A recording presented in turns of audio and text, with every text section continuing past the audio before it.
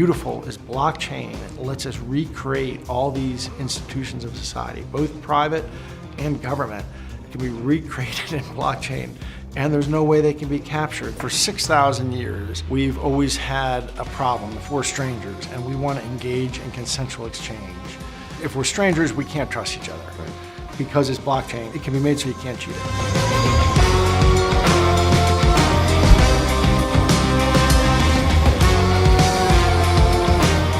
If you think there's value in blockchain, would you invest in it today if you know that in 20 or 30 years it will be worth billions? The simplest application of blockchain is eliminating corruption because you can't play with the records. Right. Once it's written, it's written.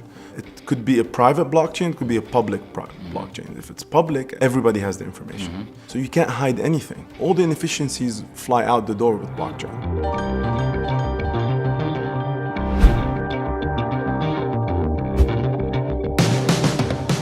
One of our goals at Medici is to use blockchain to rehumanize commerce. People should be able to have a digital handshake that's like the handshake we had when we were kids and we'd swap baseball cards and we knew you hold yours, I'll hold mine, and then we let go and there they are. That's what we're doing with blockchain in a digital way.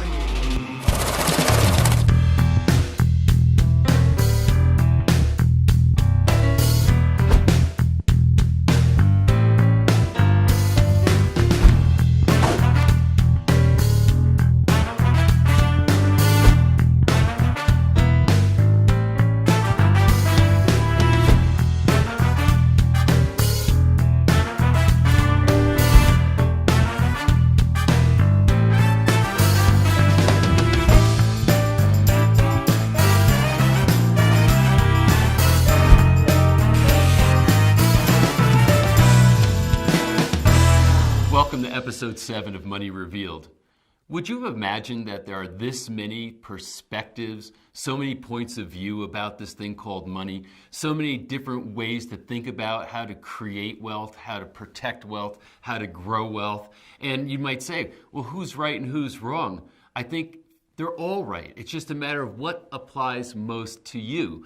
So I'm really excited to bring you episode 7. There's a lot more content, a lot more things to learn here about this very important subject called money.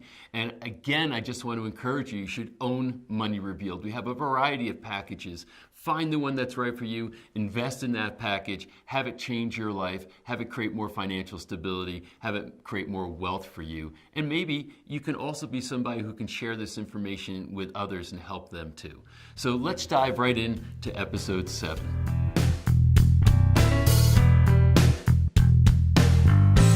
When I think of Patrick BYRNE, the term Titan comes to mind. Someone who is just big in a space, who has great, immense impact, great vision for a future, who has done big things in the world. Patrick BYRNE is the CEO of Overstock.com, and he has an enthusiasm and an excitement and a vision for blockchain like nobody I have ever met, and he puts his money where his mouth is. So you're about to hear from someone who is a great genius, who has had massive effect in the world already and plans on doing even bigger things. Enjoy this interview with Patrick BYRNE. Patrick, I've had a lot of anticipation and enthusiasm to sit down with you, so thank you for taking the time. Patrick, it's my honor. Glad to be here. You have a fascinating academic and business background, so can we just start with you reviewing that with us? Much sound and fury signifying nothing. Told by an idiot. Well, undergrad was at Dartmouth and also in Beijing Teachers University.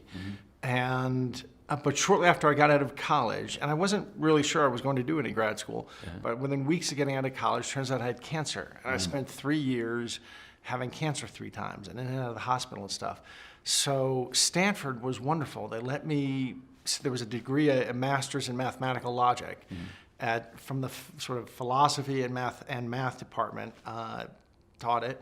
And so I went out for that and got sick again. So Stanford ended up being wonderful to me, letting me do this work while I was in and out of the hospital. Then I won a Marshall Fellowship to England, and I went to Cambridge for a couple of years, did a master's and sort of switched more to ethics, and then came back and finished up the doctorate at Stanford in philosophy, with like a heavy concentration on jurisprudence and economics. So what made you pursue philosophy? Why did you think that was the direction that you wanted to study? I had a lot to do with actually wanting, to figure out man's place in the universe, what our obligations are, the big questions, all that. I was sick and dying of cancer. And I had cancer, like I say, 3 times. And I spent much of 3 years hospitalized. So it left me with a lot of questions. And since I was, for much of my 20s, I was more or less an invalid in many times anyway. It seemed to make sense to be a graduate student because I was recovering for very long periods at a time. Did you start to see the relationship, or is there a relationship between economics as you were studying it also and philosophy, and how did these things intersect? Well, they did for me in actually one conversation that, how the right conversation with someone changes the direction, even maybe 10 or 15 degrees, it deflects your life a bit. I had one of those conversations in 1988. I was on my way to Vietnam, and I stopped and met an Indian man, a very interesting character. You, with your Randian background, may not appreciate the altruistic side of his life, but if the altruism is chosen, Right. What's your attitude about it?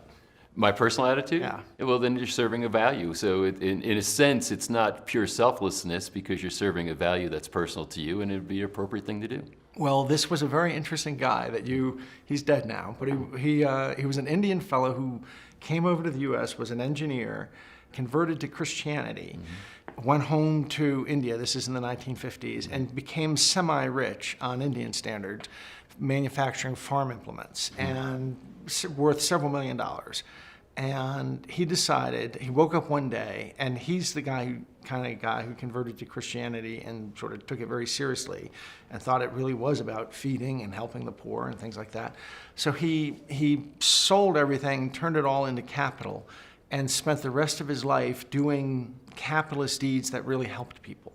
And his first one was he took a few $1 million into what was then East Pakistan. Pakistan used to be a country with India in the middle. What's now Bangladesh was East Pakistan. When I was a kid, there was this terribly vicious war. And when the Pakistani army withdrew, they were given orders to rape everybody, all the women they could.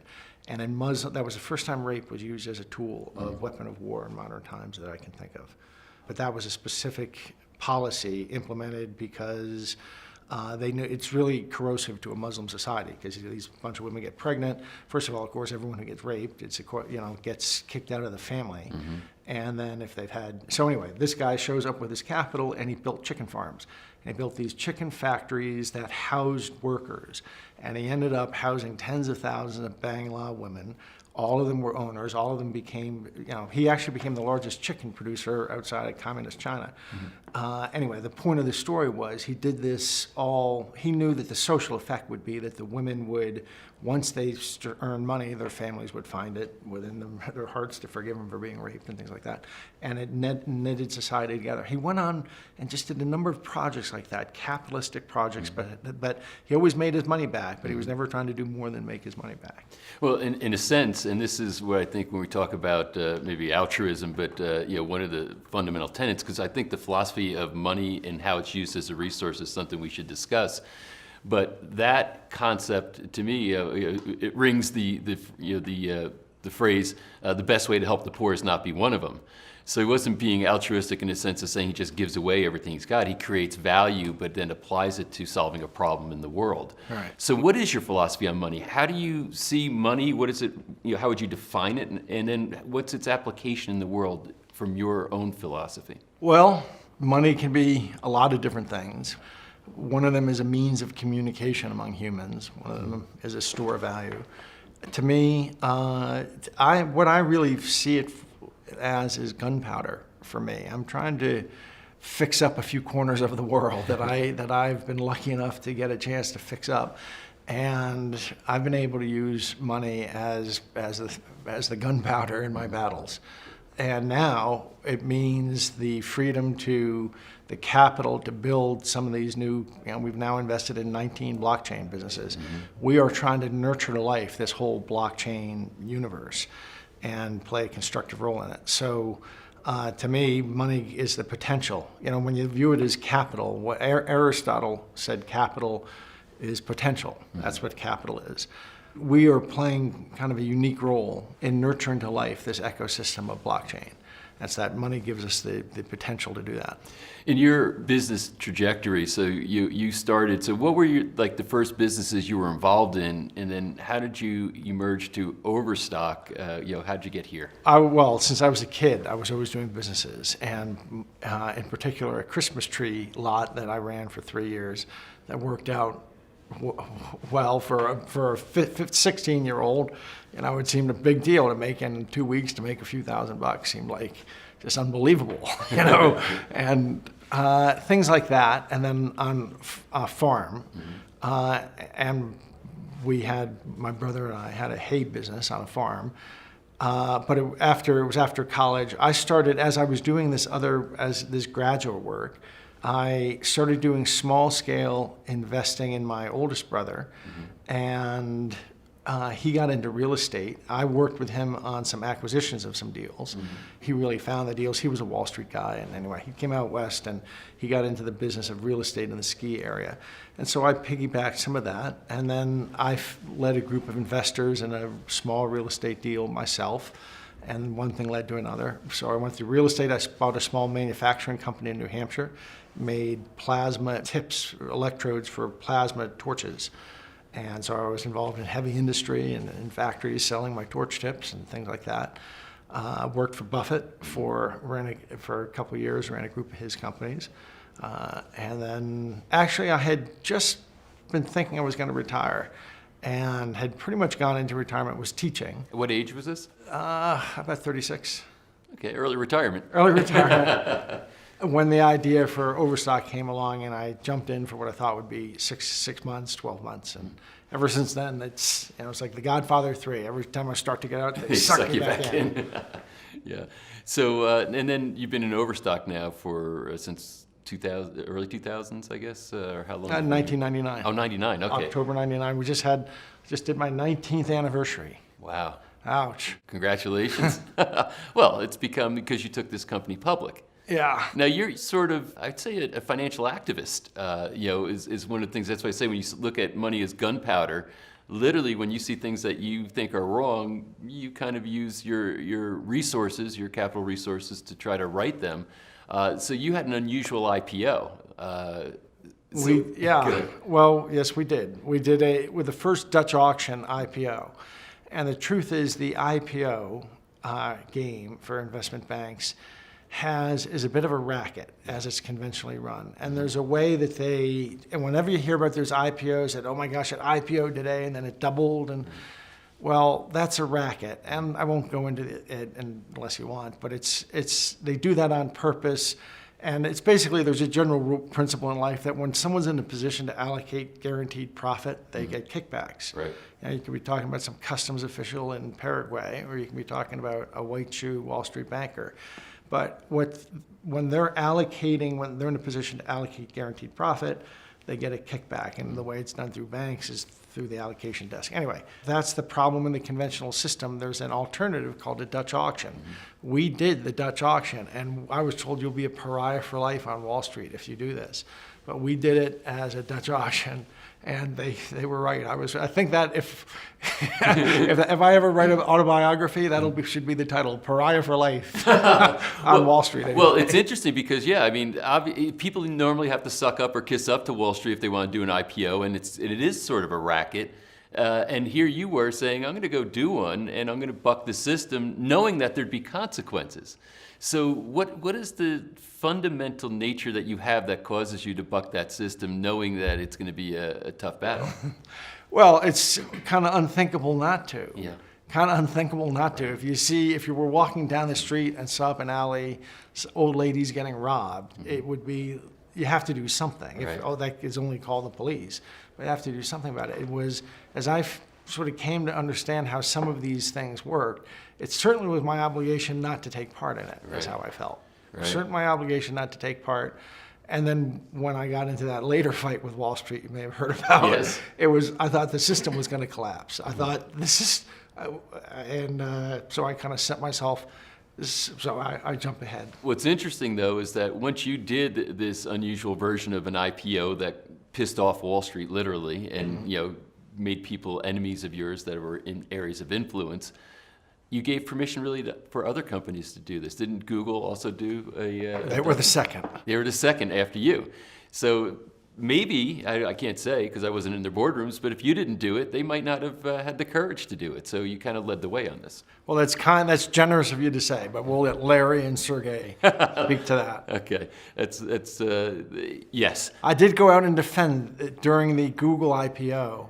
They were not allowed to speak. If you remember, there was this little rollback because of a Playboy interview. Do you remember about this? Yes, I do. So no one was allowed to speak, and so I went on the road, and actually somebody whispered in my ear, neither of them, but somebody else whispered in my ear that for me to go get public and defend why Google was doing the Dutch auction IPO. So I went out and did that, which also drew a lot of flack for me in life. So what was your upbringing? I mean, what did you have as a role model in the way of your father, and like what was growing up in your household like, and then how did what was his business activities? Well, most people go through life, a boss told me once, Patrick, most people go through life hoping to win the lottery once. Mm-hmm. And you won the lottery twice the day you were born, and your father and your mother, and the bigger one in your mother. My family lived the Horatio Alger dream. They're from poor stock, Irish, whatever, from New Jersey. Father was the first to go to college, was Air Force ROTC out of Rutgers, and he went on and became an actuary. Worked in the field of insurance until he sort of got a lucky break and was, anyway, so that was him. Also, my mom, who's also in Cape May, New Jersey, as my boss told me, he said, you won the Connecticut State Lottery in your dad, but the Irish sweepstakes in your mom. But then I won the lottery a third time, which is when I was 13. My pop went to work. My father got passed over for a job. He worked really hard. He worked so hard as kids. I would remember being kind of shocked to find out other children saw their dad. I never saw my dad other than like once a week for dinner for something. He just worked so insanely hard. But he was in an industry, the insurance industry, that was centered in Hartford, which was really an old boy and very waspy kind of place. And he felt that he got passed over for a promotion because he was Catholic. And he quit. He was so angry. He quit, and he got a job taking a broken auto insurance business through bankruptcy. And so we moved down to Maryland and on no notice. And so his job became to take this broken auto insurance company whose stock had fallen from 60 to $1 through bankruptcy. He'd been there a couple weeks, and he realized, hey, there was a way to save it. And there were 10,000 people, and he cut 7,000, and he got rid of 20% of his business, and he did all these very dramatic things, and he saved this company, and the company was called Geico. Oh wow! Yeah, and so he was just this actuary from the life insurance field who quit a job because he hadn't been promoted as he thought he deserved, and he took a job in an auto insurance company. It was a very strange path. He had no background in auto insurance. But anyway, he's fixed this company, and most importantly, about a month later, he got this phone call that some guy in Nebraska wanted to meet him. And this guy came, and he started staying with us. And I literally thought he was a farmer from Nebraska, but he was a stockbroker or something, because he also talked about stocks, but he really talked about business.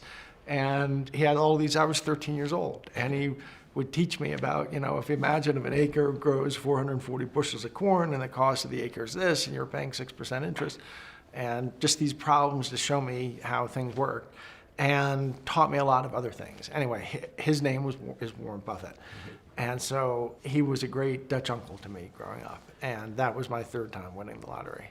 So this is interesting that, because it goes to the nature maybe of Warren Buffett too, that here's a 13-year-old kid, but he bothered to sit and kind of discuss business logic with him to have him understand, the way to think about things.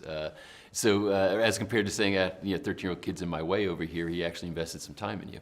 Yeah, he sure did. And it's really amazing looking back that he did. And it wasn't Buffett the legend. His name, I don't think had ever been in the paper. He was just this wonderful, I think he was about 48. I would get word ahead of time, and my parents would stock up on Pepsi, and I got to plan on skipping school, which nothing in my life ever let me, like, did I get to skip school for, but they would let me skip to hang out with him, and he would schedule some 2-hour block of time. Tell Patrick I'm going to be free, you know, and I'll be, you know, and so we would spend 2 hours talking, and it was a wonderful, and he'd have me write him letters as I reached different crossroads in life and different big decisions. Yeah. And I would write, he would want me to write him a long letter. His theory was that if a man goes into a room with a chimpanzee and explains himself, he comes out smarter. So the act of writing the letter and explaining my choice, Yeah. usually by the end of writing the letter, you have the answer. But so anyway, but he was so he's just been, I call him my rabbi, frankly. He's my rabbi. Like when he leaves a message, he'll leave, tell Patrick his rabbi called. He's Wow. funny. That's great. Now, you've said this kind of, you know, in terms of winning the lottery and, you know, lucky enough. So what role do you think luck, if you will, plays in the entrepreneurial success of anybody? In other words, obviously, there's got to be some fundamental characteristics or intelligence or so on.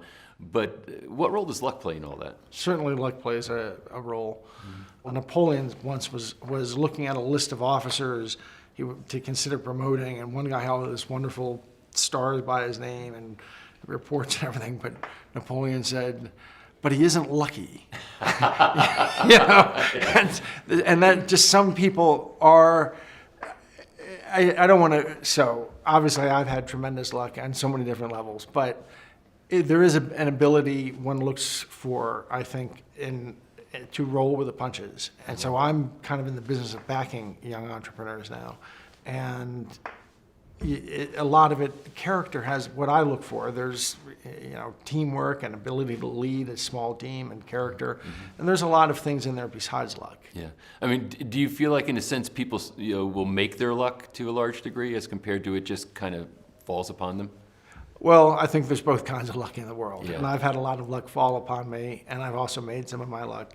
And I think that in general, people certainly should never understand that they can't make their own luck. It's odd how many people I talk to who have been super successful entrepreneurs in one way or another, so many of them started with absolutely nothing.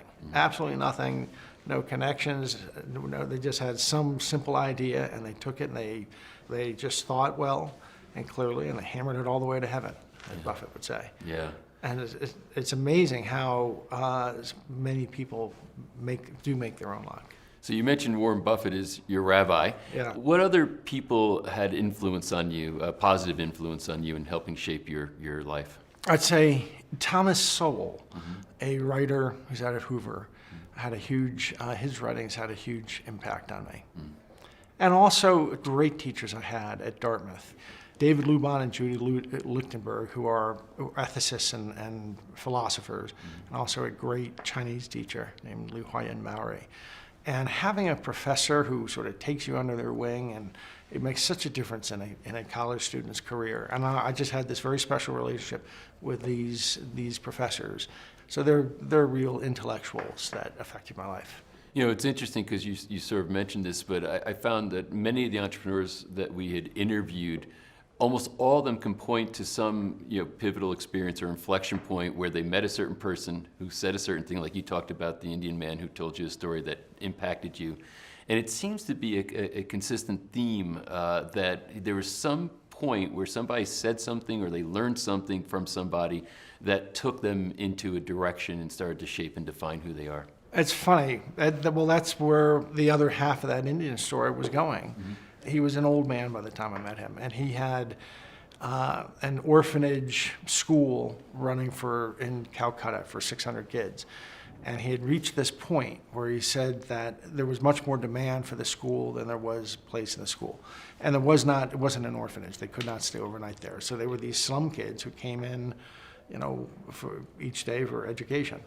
And there were many more applications than there were open spots, including middle class and even wealthy kids who were getting smudged up and sent down.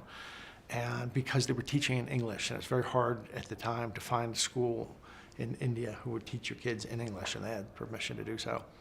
So he asked me this question, and I was on my way off to Cambridge on my Marshall Fellowship.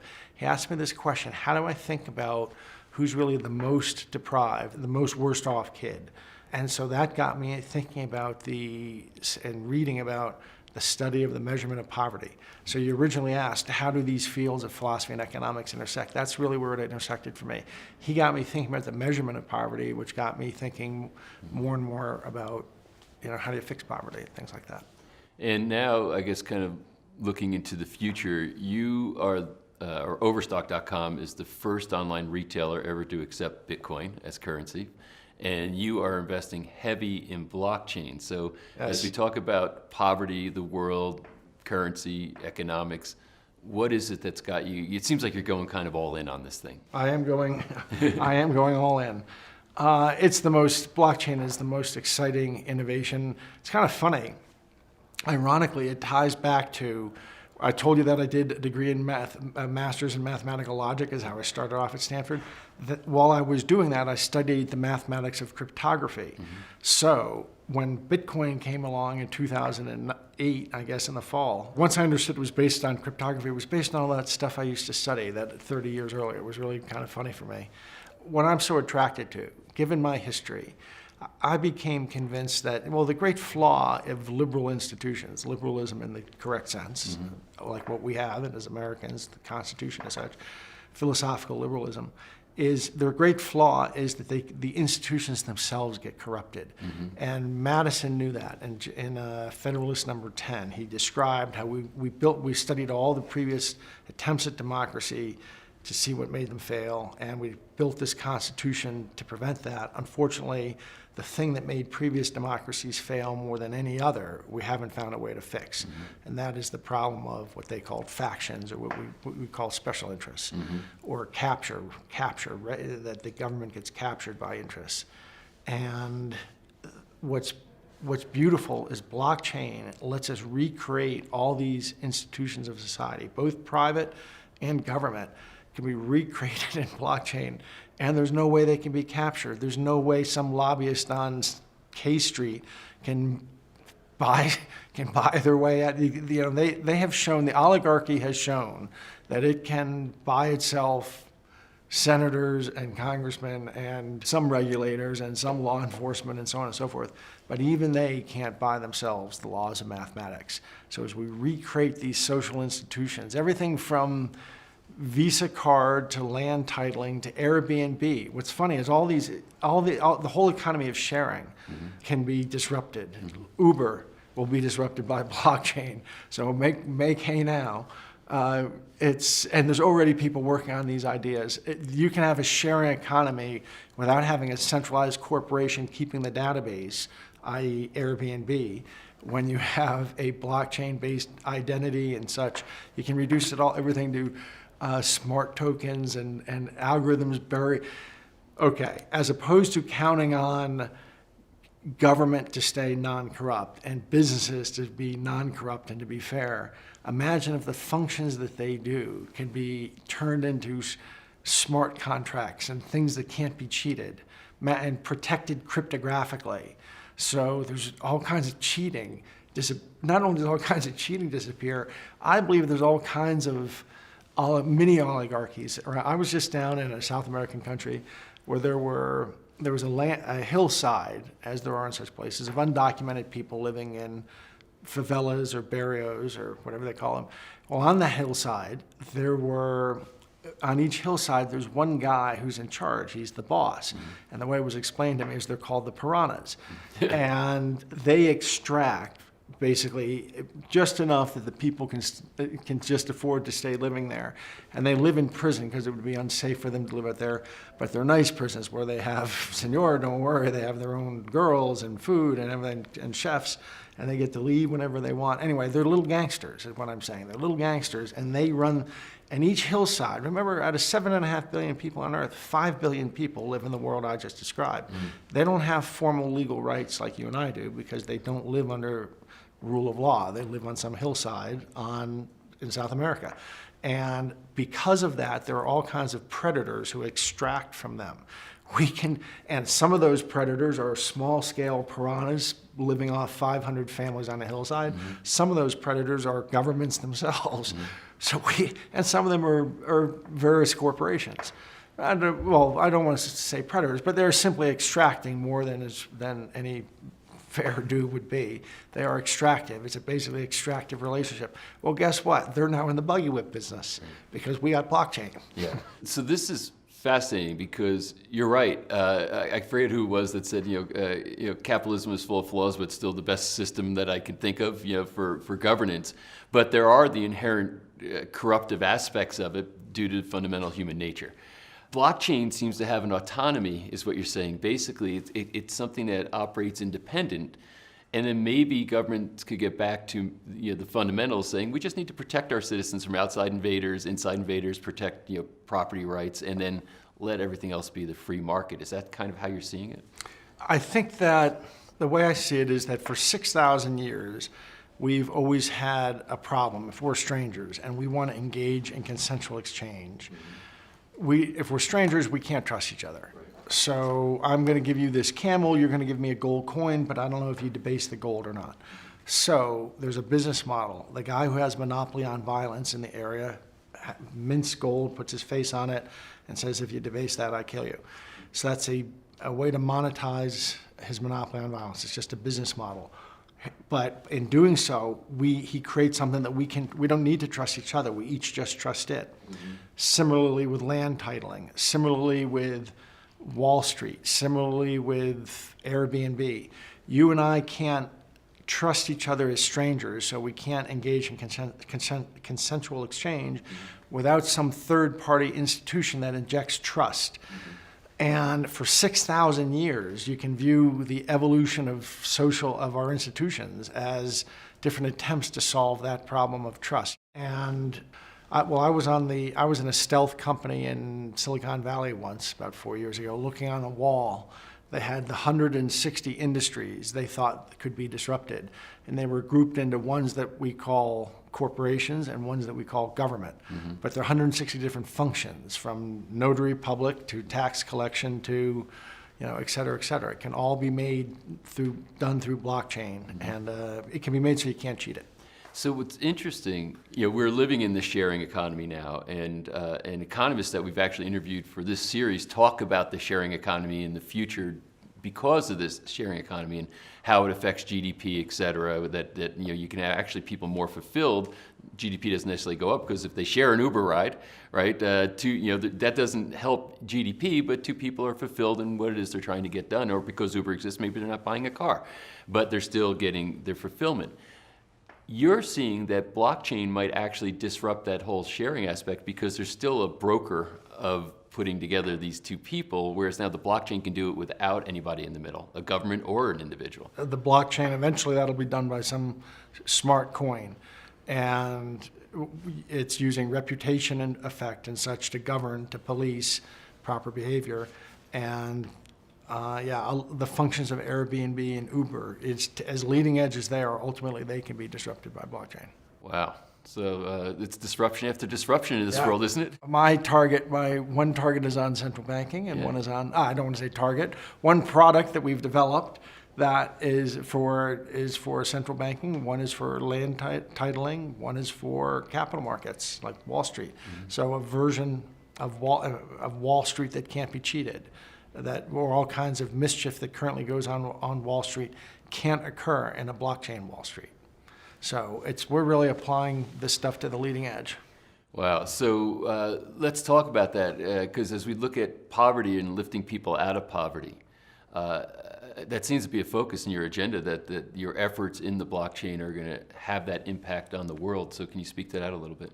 Yeah. Well, a guy named Brock Pierce says a billionaire should be not a person who's made $1 billion, but a person who's helped 1 billion people.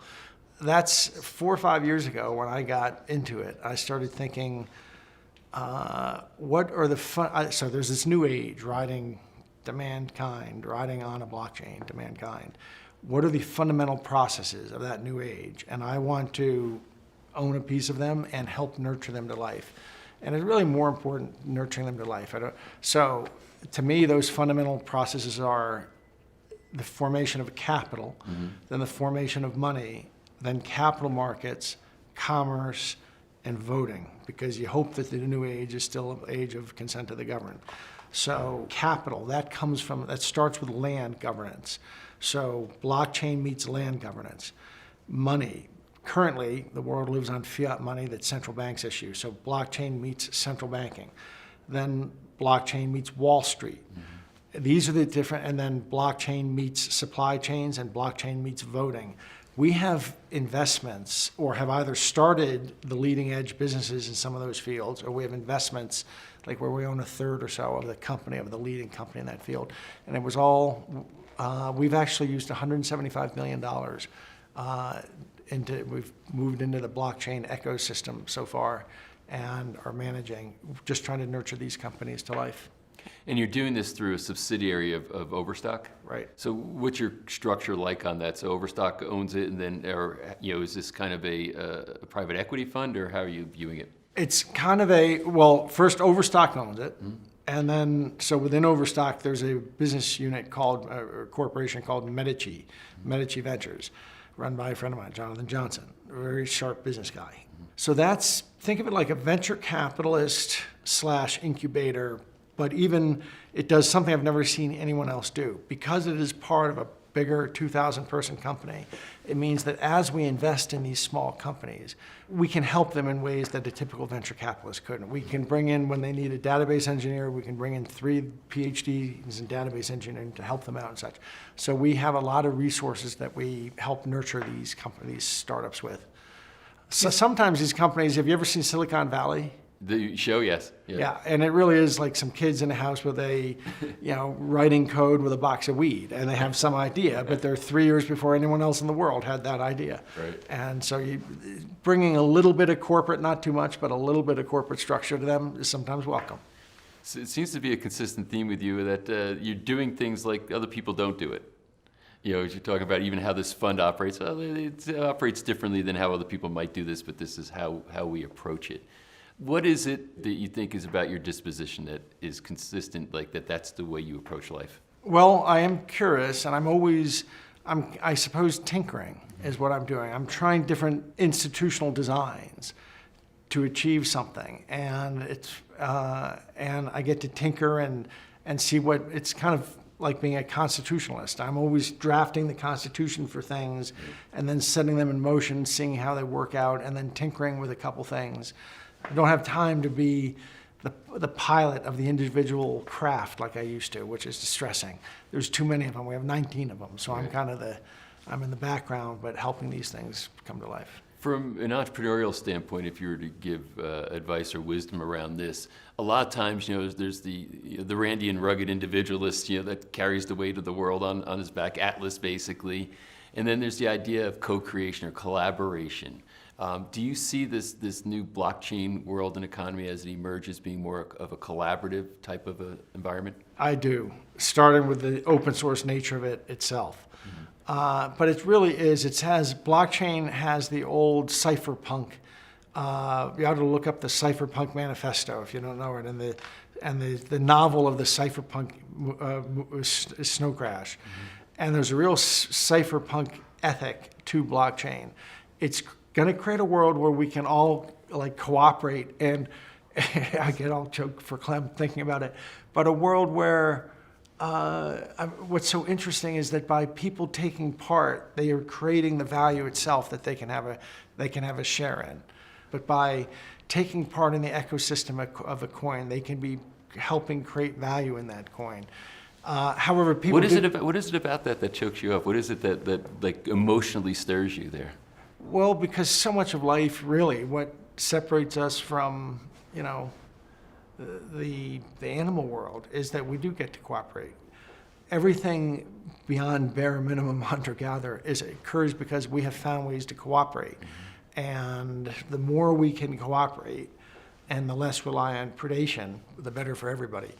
Unfortunately, we've always, in order to sort of oversee the terms of cooperation and police the terms of cooperation and so forth, you could imagine some primitive hunter-gatherers starting to cooperate, and then eventually somebody's going to start saying, well, we need to elect bosses and police, and that, you know, that's why the story, I'm so excited about the story of Holland. I love Holland because it was a bunch of people who moved out to a swamp, and they said, okay, we're going to cooperate. We have to cooperate. It's the nature of a dike, that all the different people, you know, if only one guy doesn't do his piece, the dike doesn't do its job.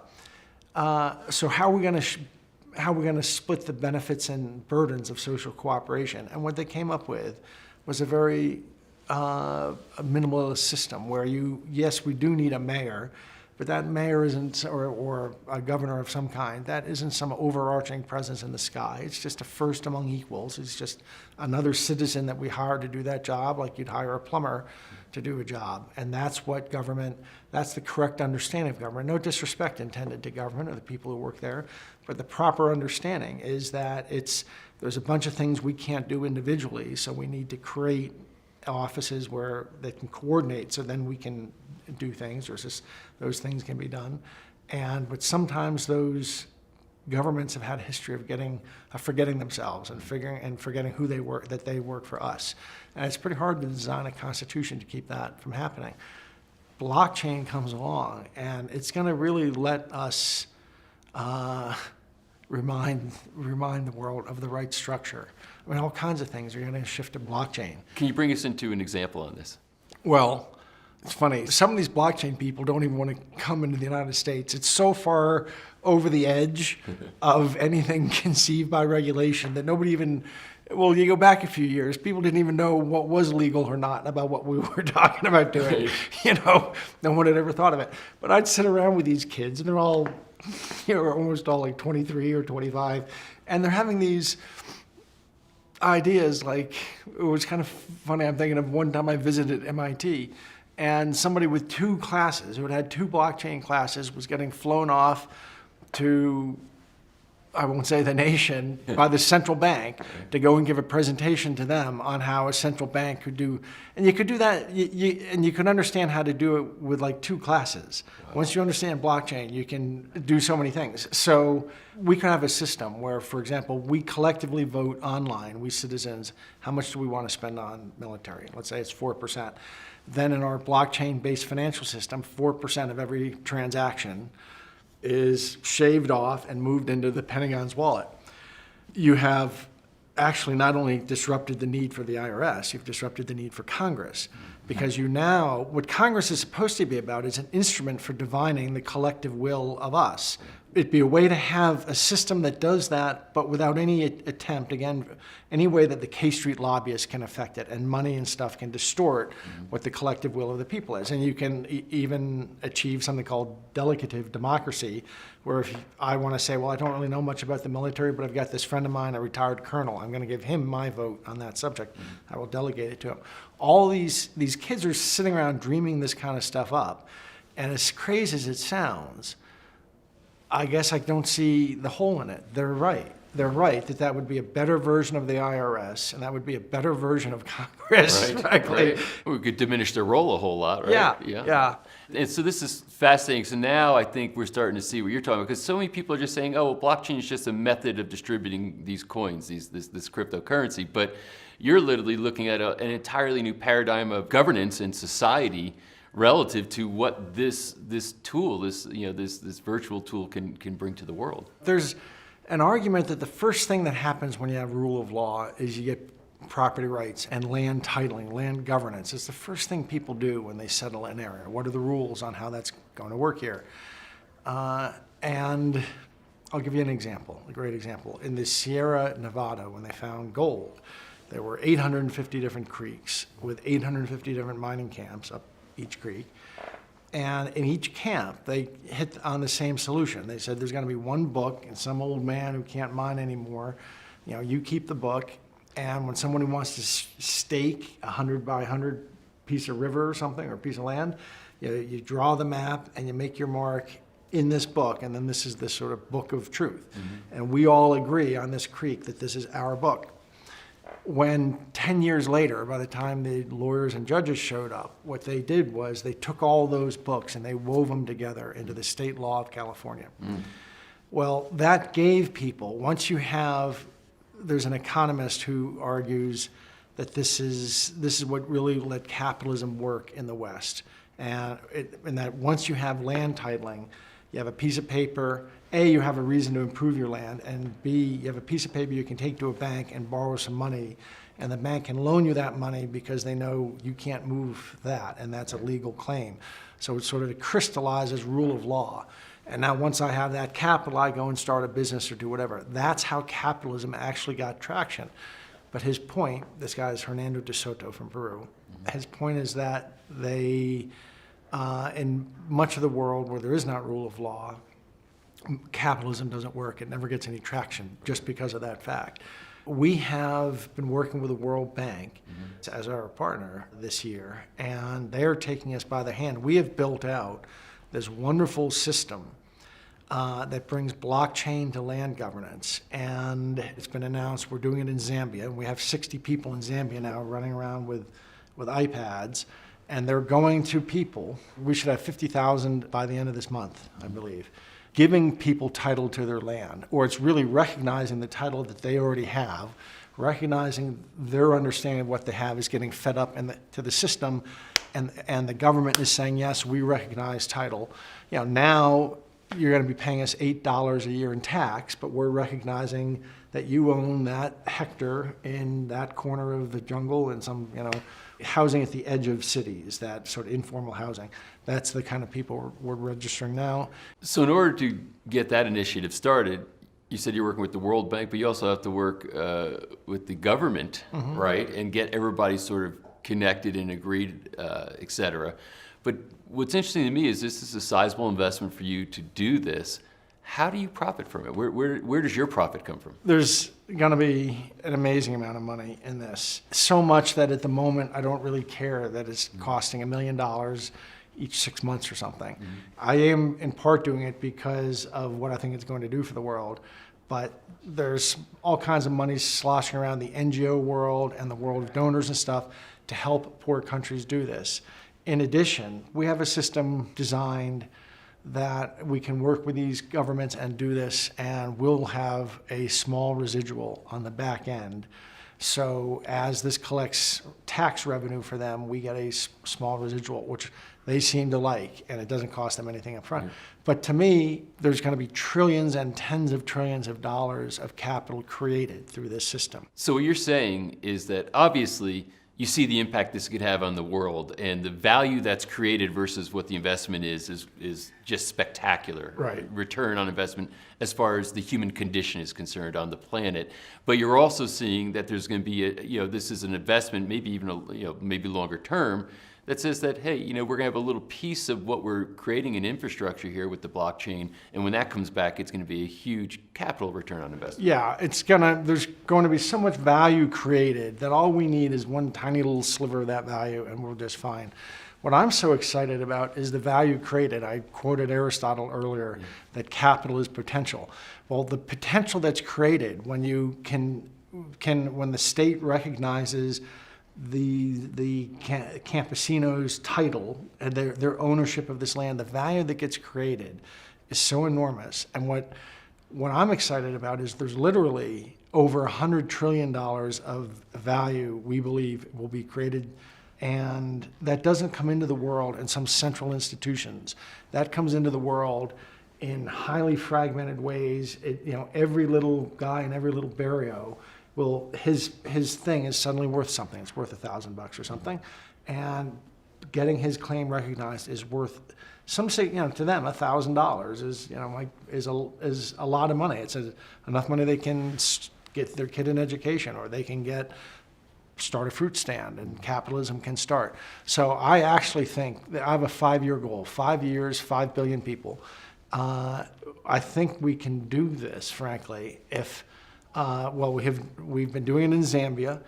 We're finishing one project this month, and it's going very well. We just signed a deal with Rwanda, and we have, I believe, another large deal coming. And actually, governments from all over the world are knocking on our door for us to get organized and do this. One place with 200 million people.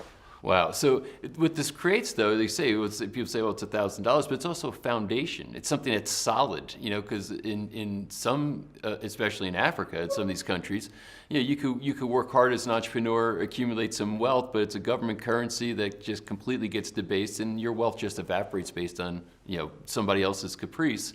As compared to saying, now I've got something solid. It lives in the blockchain. It's a whole new world for us. Well, except to begin with, we are going to have to, people's value is going to be in their government currency. That's the second level, is we've built basically blockchain central banks. So we can go into some collapsing country and say to the central banker, here's a central bank on a laptop, and from now on to issue currency, you issue it on this keyboard, it goes onto the blockchain, and everyone just downloads a free app on their phone. What's so beautiful is about 15% of the world has a bank account of adults. 140%, cell phone penetration is 140% in poor countries. People have 2 phones. So as the more of this stuff we can turn into smart tokens and apps that sit on phones that can't be corrupted, the more of these government functions actually, like to finish that example, we could go into a collapsing country, say, here's your central bank on a laptop, issue your money here, here's how you get it out into the financial system, and everyone just downloads an app on their phone.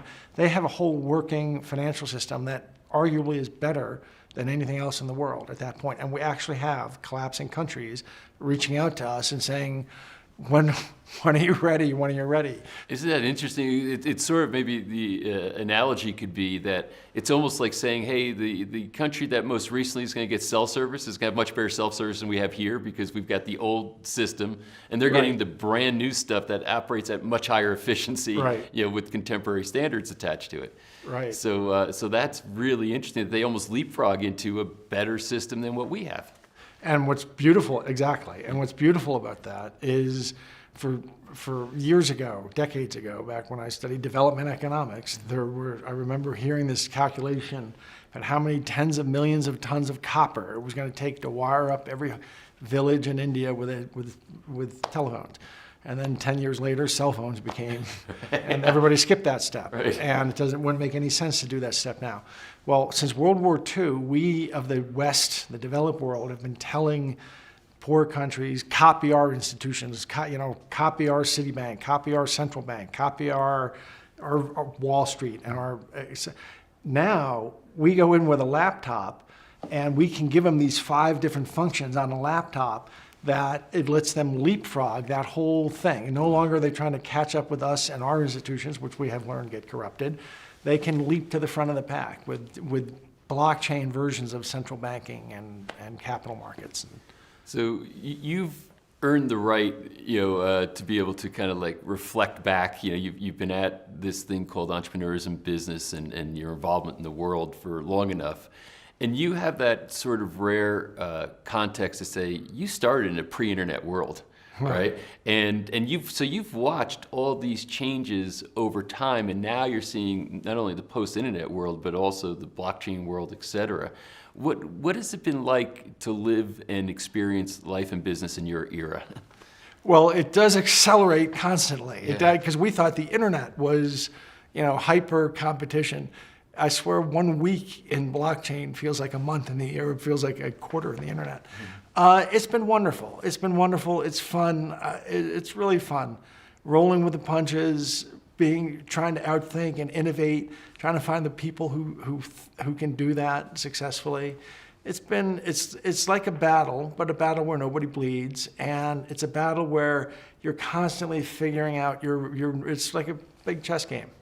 It's been a lot of fun. So as you're talking about battles, we're sitting here at your Overstock offices, and you call this place the Peace Coliseum. Right. And then I kind of had to look for a little bit, but I look out in the courtyard, and I can see, if you're looking from an aerial or an axial view, you'd see a peace sign. This is a big peace sign. So tell me about what inspired that.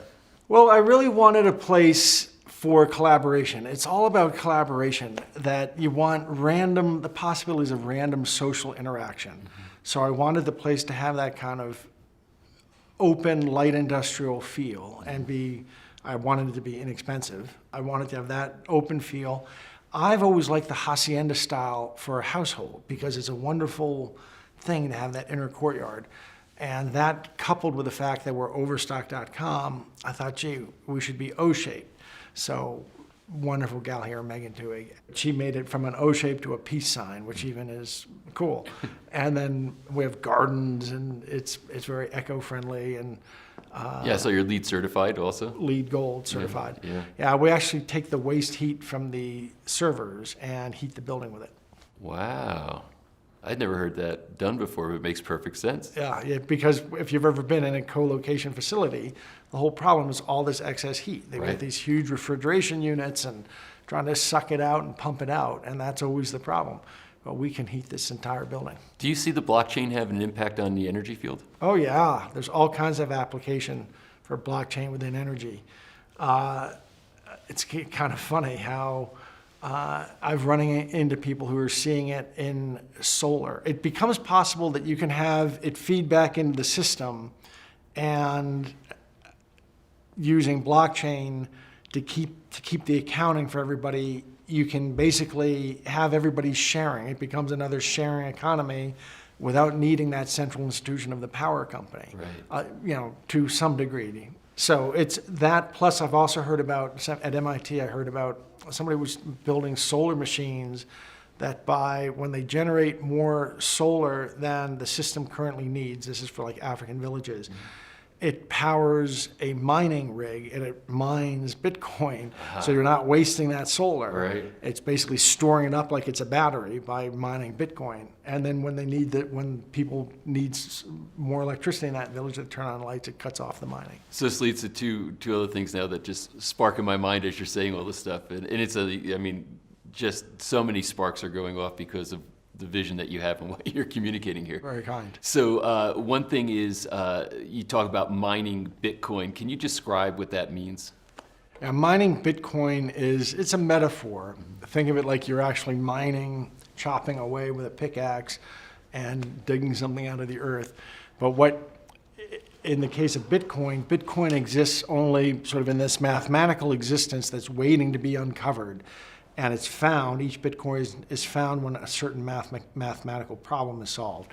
So mining Bitcoin refers to having these processors that just sit and run these problems and solve these mathematical problems in the hope of earning a Bitcoin out of it. Now, when we talk about the emancipation of human beings and ending poverty, I mean, energy is a big part of that. If I control the energy to a village, like you're talking about, the piranha, I think it was the descriptor.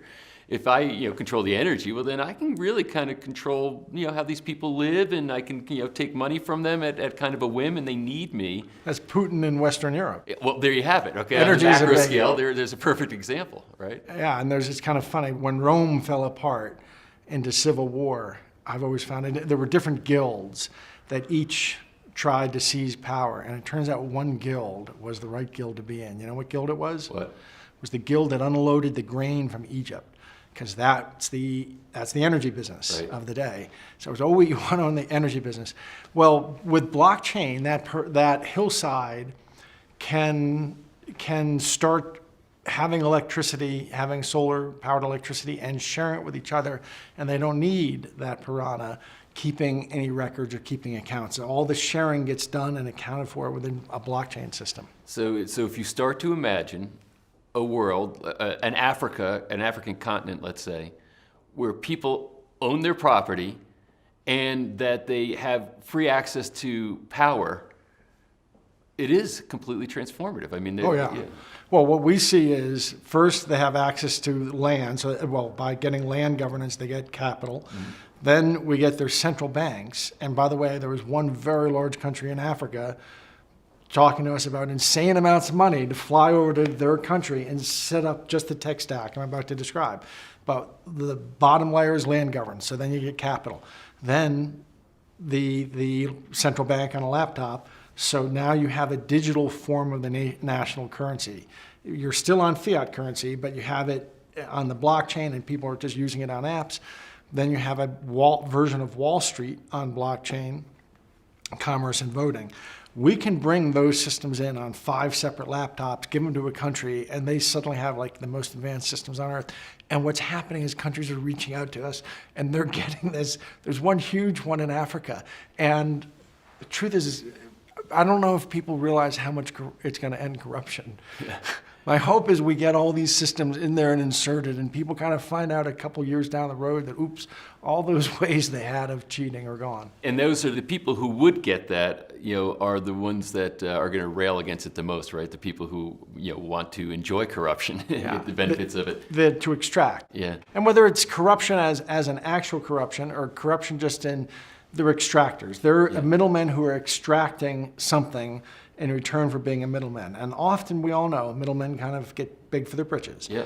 And so this is a way we can actually greatly reduce the role of middlemen. In fact, what blockchain is basically eliminate the middleman. Well, you're eliminating parasites on a system, right? So then some of them provide some value. Yeah. Government, some parasites provide sometimes some value, but But they're basically extracting. Exactly. They're always extracting. Well, some of these corporations provide value and government provides value. The thing to remember, though, is how people get in those seats and they start remembering that they should be trying to provide as much value as possible and extract as little as possible. And when they're in that position, we can't control them anymore. Blockchain, that's why it's, for 6,000 years, humans did it one way. And now we have a way to do these stuff a different way. That's why, as crazy as it sounds, this is not just like another historical innovation. This is really kind of biblical or something. I was going to say, it's epic on that level, right? And so do you imagine the possibility that, countries in Central Africa end up leapfrogging into this brand new way of existence and governance that's, making ours look antiquated? Might there be a migration from the first world over there because they like the way that it's set up? Yes. In fact, that's the basis of my theory, because 14 years ago I got into such a fight with Wall Street, and I found out how much hidden power the oligarchy has. I decided if I do this blockchain stuff within the United States, I'm just going to break my pick. So I got a whole bunch of stuff going internationally. And I got to places before anyone had shown up to try to tell them not to work with me. It was kind of funny. So we were down in Barbados. Barbados, people don't grasp the significance of this. Barbados is the only place in the world where there is a blockchain currency. You can get Barbadian dollars on your phone and take them into a chicken shop and buy a drumstick of chicken. And that money passes back and forth, and it's just like mobile banking, except there's no underlying bank account. Wow. There's no underlying bank account. Wow. And it's revolutionary. And we have other central banks have signed up, other small Caribbean ones. It'll be rolling out over the next 6 months to other places. But that's really the Chuck Yeager moment when it comes to money. That money is now completely, it's basically you can have mobile banking without an underlying banking account, which means that poor guy who's cutting sugarcane for $10 a day, who now gets paid his $10, he puts it in a sock, he goes home, he's maybe got a little coffee can, somebody from his family is always sitting and guarding. I mean, that's how too many people live. Now it can be paid on his phone. And believe it or not, poor people, they even in places where they're cutting sugarcane for $10 a day, they do have a phone. And it can be on their phone, the money's tied to them cryptographically and with biometrics. So if they lose their phone, they can actually, and they get another phone, it can all be recreated off their biometrics. It's a wonderful system. Wow. The subsidiary that's making all these blockchain investments is called Medici. Why is that name? The Medici family they're given the credit for having invented double entry bookkeeping. They really didn't. They were traders, and they traded from Florence. Yeah. And they got it actually from the Arabs, who had it 400 years earlier. Double entry bookkeeping. They brought it to Europe, and that let them really prosper. First, double entry bookkeeping is one of those things that it'll let civilization leap forward in the West. But they ran their bank. They had the Medici Bank in Italy, and they revolutionized the world with the Western world anyway with this double entry bookkeeping. And so in a way, what the blockchain does is something that I think is that revolutionary or bigger, and it's being done with a blockchain. It's a new form of accounting. Is Overstock going to offer its own ICO? Well, we have a subsidiary company called T0, which is basically blockchain Wall Street, and it has done its STO is the term we prefer, security token offering. What happened last year in 2017, this big explosion of ICOs, a lot of them, I think about 90% of them didn't follow the law, and they were raising capital from the public and sort of worming around the laws on how you do that. And I think that a lot of them are going to fail. So what they are is completely unregulated. What a security token offering is, it's like a stock or a bond, only it's regulated. It's followed the rules that the SEC has laid down for how you can raise money. So we want to play in that area because I don't want to go to jail. And ultimately, there are people who played over here in ICO land last year who really ignored the law. So, but what we have been working on for 4 years is building a regulated exchange that can trade security tokens. So we finished our security token. It was the first or second in the world that came out heeding in accordance with the SEC regulations. I won't say who the possible first is because there's some question about how much in the regulation it was. So we've taken the capital from the T0 security token offering and we've built the systems that those tokens will trade on. There's another string of about 60 companies behind now who want to issue tokens, really interesting entrepreneurial companies. I think security tokens can open up a whole new dimension to entrepreneurship in the United States. Let me walk through this great example of an American entrepreneur his name's Paul Elio. He's a guy about my age, a 36-year engineer in Detroit. And he decided 10 years ago that he wanted to build a car that gets 84 miles to the gallon and costs $7,500. And this could this could be dramatic for America. Sure. It's so cheap, you can give it to people and say, here's a gas card, and as you use the gas card, it tacks an extra $1 onto the price of gas, and that's my car payments. It's so you can give this to poor people. He needs about $200 million to get to cash flow positive, $100 million to get in production. There's a GM plant in Shreveport, Louisiana, $800 million plant that got opened in 2008 and then mothballed. So he's got a deal where he can get a third of this plant with all its equipment and all that such. So he's really got a nice setup and a beautiful design for this car. In a normal setting, what he would do is go to Silicon Valley, let's say, and go to a venture capitalist. And that venture capitalist, he's going to be talking to some 30-year-old MBA who's going to try to answer 3 questions. How big is the market for this sort of very low-end car? What share of it can this guy capture? And then if he does have the revenue, can he run all the other aspects of the company? Well, instead, what's happening now is Paul Elio, the Elio car company is issuing a coin. And the way the coin works is that basically that they know there's going to be a huge back order for these vehicles, and because it was the most successful crowdfunding in history and such, there's like 65,000 people who've put down, $100 or something. So how it's going to work is once cars start coming off the production line, 1 in 6 cars will be diverted, and you bid for those cars with the coins. So if you really like the idea of buying this car, and you know you're going to want to buy it in a year and a half when it comes out, buy the coins now, and that's what you use in the auction. The magic of the system is it lets us harness a certain effect. Economists say there's 2 ways to ration a scarce good, time or money. A traffic jam is a way of rationing a scarce good by people waiting and such. So there's always going to be people willing to pay to cut in front of the line. If we know that in the future there is going to be that, you can harness that and turn it back into capital in the present with which to build the factory to make the good that they'll wait in line for. It's this interesting sort of snake eats its tail system that can be applied to everything from building public bridges to pharmaceutical research to building new commercial office buildings. It's a new way to raise capital that's neither a stock nor a bond. It's kind of interesting, since we did this with Elio, I'm now hearing from the medical community and a leading researcher in probably shouldn't say the disease, but think of it as like a degenerative nervous system disease. And I've walked him through, and he contacted me because he'd read some interview where I said, this could all be applied to medical research.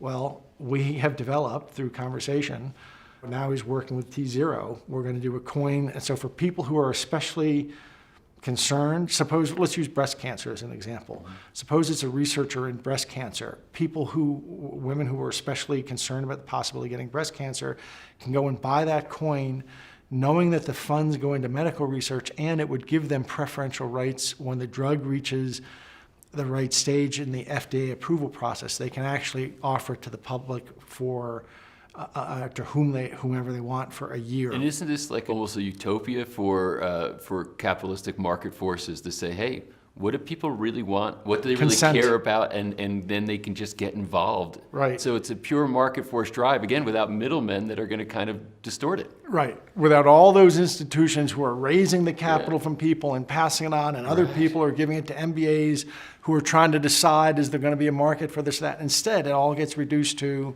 tokens. The implications into healthcare are staggering because of healthcare being over $3 trillion and how much of that just goes to administration and bureaucracy and everything else. There's a lot there too. So let me ask this, maybe as a final question. Sure. So now I'm saying, wow, I'm in on this. You got me excited. Number one, just what the vision is, what the implications are for humanity and the future of humanity, the good it could do, and it's a business potential investment opportunity for me. So if somebody's watching this right now and say, how do I enter this? How can I've got some money I want to invest. What steps should I take? How can somebody get involved in this? The average Joe, if you will. The average Joe, well, by the time this airs, there is going to be a trading platform out there that T0 manages, that there will be coins trading on that platform. So you can look at entrepreneurial projects that you might be especially interested in and get behind them in this way. But the coins will have an active market for them. Yeah, because if I'm somebody that's got a 401k or an IRA, and I'd say, geez, I want to invest in this type of a thing, not Wall Street stocks. So this platform is a way to do this. It would be the T0 exchange that you'll be hearing about next year. T0 Boston will be the first one. And there will be companies listing. And some of them will be old line companies you've heard of, and some will be guys who have an idea like this Elio car, but real companies. And so I think that's one place people can get involved. Another place, I don't advise people on getting into cryptocurrencies because there's an awful lot of that is going to go to nothing. Bitcoin's never going to go to nothing. But there's an awful lot of those that are going to go to nothing. And certainly don't be a speculator in that world unless you really are going to get to know it. Well, Patrick, I could listen to you for a week. This has been like an incredible, like imaginary view of things that is coming to life right before our eyes, and it's very exciting the work that you're doing. So thank you so much for taking some time to explain it all to us. It's my honor, Patrick. Thank you so much. Thank you, Appreciate you.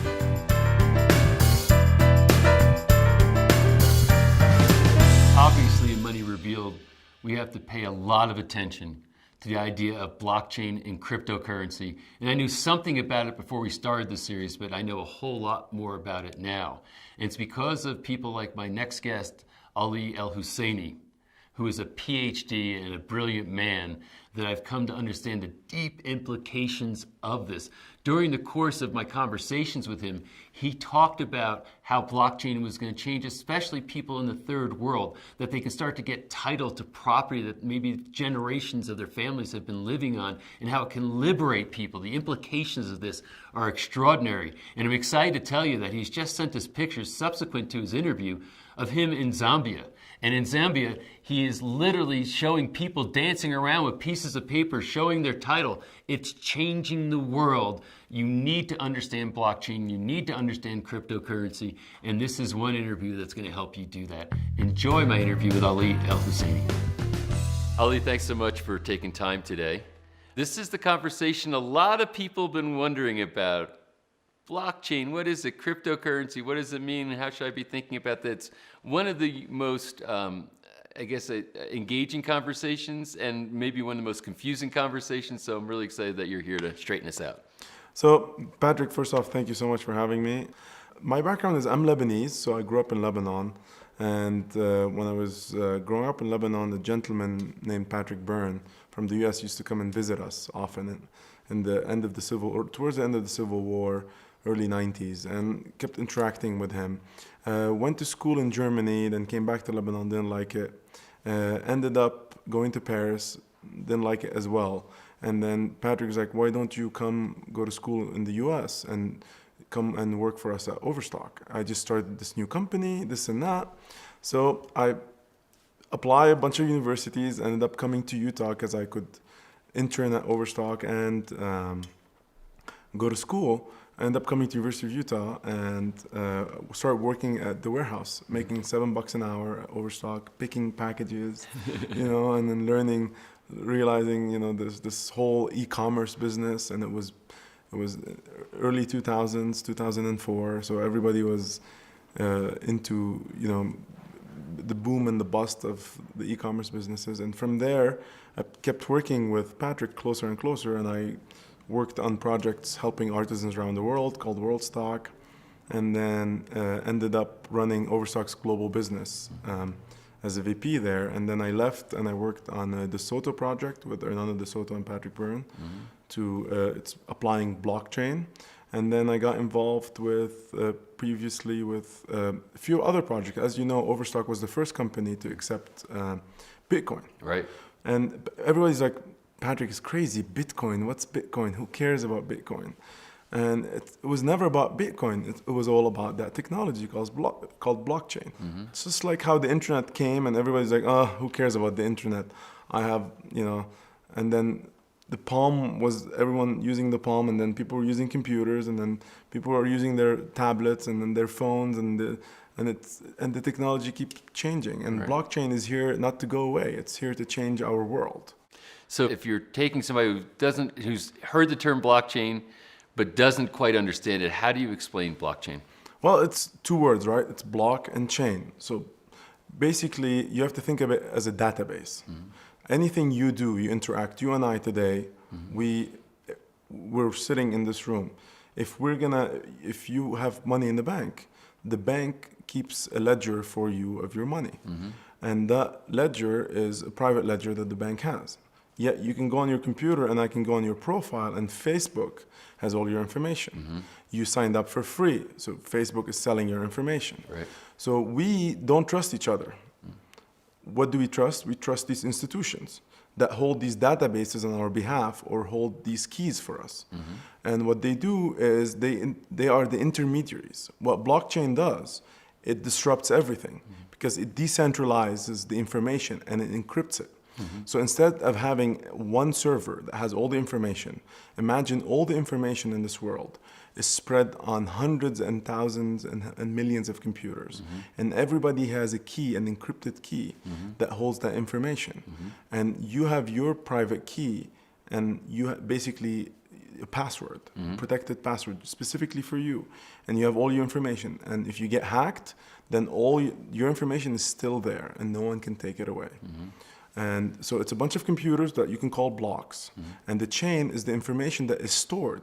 And once you and I transact, it's chronological and it builds on each other. So it's one block attached to another block. So it's a chain of blocks. And that information is stored, and it has a date stamp, it's verified, and it's immutable. So you can't change it. And once you can't change something, then why do we need the system?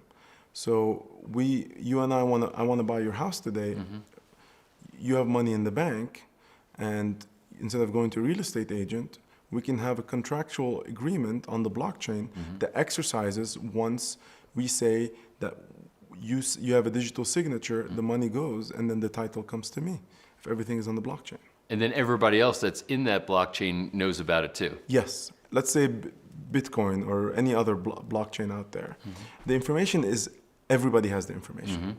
It could be a private blockchain, it could be a public blockchain. If it's public, everyone has the information. So you can't hide anything. If we talk about the system's inefficiencies, all the inefficiencies fly out the door with blockchain. And people say, oh, well, it's too early, this and that. But imagine that our life gets so simplified that we don't depend on anything. We don't need to pay commission to anybody. We don't realize how much there's all this derivative cost layered into everything, into this can, into recycling it, into everything. So basically it takes out middlemen because it's decentralized. Absolutely. And then everybody's just kind of communicating that's in the blockchain. So there's two things really. There's cryptocurrency, which utilizes the vehicle of a blockchain, but blockchain technology in and of itself has many other applications outside of cryptocurrency. So see, this is where the confusion comes, Patrick. People look at blockchain and they say, oh, it's just blockchain is one thing, crypto is another thing. So you need a vehicle, right? If you want to get something going, you need people to. We talked about how the information flows. Right. So in order for us to make sure that information goes everywhere, we need to have some miners. Right. Those miners, that blockchain has a currency. That currency pays people out. Right. Either by mining it or by making sure that information is correct and no one's playing with this information. And in this case, the vehicle here is the crypto. So the crypto is valuable. People think, oh, cryptocurrency is going to the roof. This and that, but don't think of it as a cryptocurrency. At the end of the day, if you want to use that blockchain and you think that blockchain has value, you need to have that cryptocurrency, otherwise it dies. So the cryptocurrency is just the means of exchanging the value of the blockchain. Absolutely. Yeah. And so now, what is your, like if you're looking down the road and seeing how things are going, how do you think, I mean, you started to explain it, but do you think it's going to be a radical impact on our world, the whole blockchain phenomenon? Absolutely. In every period of our lifetime, specifically now, the last 60, 70 years, the world is developing so quickly. Technology is changing the world. It's all about innovation. Like 10 years, 15 years ago, could you have said that Facebook has any value? Right. No. Why is Facebook valuable today? Because of the engagement. Engagement and the information. Right. The world, you know, CNN the other day came up with some analysis. The wealth of information that is spreading, that free information you think you're signing up to, is about $300 billion. And that's information that you're giving away for free. And blockchain is here for you to decide who you give that information to. And the world is trending into a way where this intermediating all the inefficiencies in the system. If you want an efficient system, blockchain gets you there. Can you implement it as fast as you can? No, it needs adoption. Right. We need adoption. So I see it as any other technology. It's going to take 10 to 15 years for everybody to adopt it. But while you're doing this, look at every other investor or every other businessman who became a millionaire or billionaire in our world. And let's talk specifically about Warren Buffett. Warren Buffett, why is he so successful? And everyone thinks, oh, he has some magic potion. What he does is he looks at value in a company. If you think there's value in blockchain, and if you understand it well, and today we're talking about it, then think of it as a stock or as any portfolio of anything. Would you invest in it today if you know that in 20 or 30 years it will be worth billions? Just like if you put $1 or $1,000 in Berkshire Hathaway in 1975, it will be worth 88 million or something today. Think of it this way. If you think that the system is going to change the world, if you believe in the vehicle that is driving it, which is those cryptocurrencies, and you think there's value there, definitely you should invest in it, and it's going to disrupt the world. And time horizon, like for people who are looking at investing, I guess right now the best way to invest, as you're saying, is by buying some cryptocurrency. And how would you what are the considerations? Like there's so many of them. They obviously all aren't going to make it. So how do you decide which ones? Well, you know, it's a very interesting question because any advice you give anybody today would be worth everything or nothing tomorrow. Right. Because the market right now is not regulated, so it fluctuates too much. And then anybody can dump a few billion in, few billion out, and then make you lose all your profits They're tomorrow. manipulating the market. And they're manipulating it. So what you should think of it as a passive investment where you sleep on it for the next 5 to 10 years. Okay. put your money in there, and the way you look at it is you look at the application of that blockchain. If you look at it, specific blockchains, there are many different ways of what the blockchain is doing. You have things that you could have assets, manage assets. So if you think that one day all the assets will be built on a certain blockchain, you could look at that. There are things that are useful for exchange. There are things that are vehicles for like the ERC20 of Ethereum or EOS or any of those other currencies, blockchains that you could use to do all the ICOs and all these other things. So those are a vehicle that you could put your money in. But the way you should look at it is, if you were Warren Buffett and the market closed tomorrow, New York Stock Exchange closed tomorrow and NASDAQ and everybody shut down, would you own that thing for the next 10 years?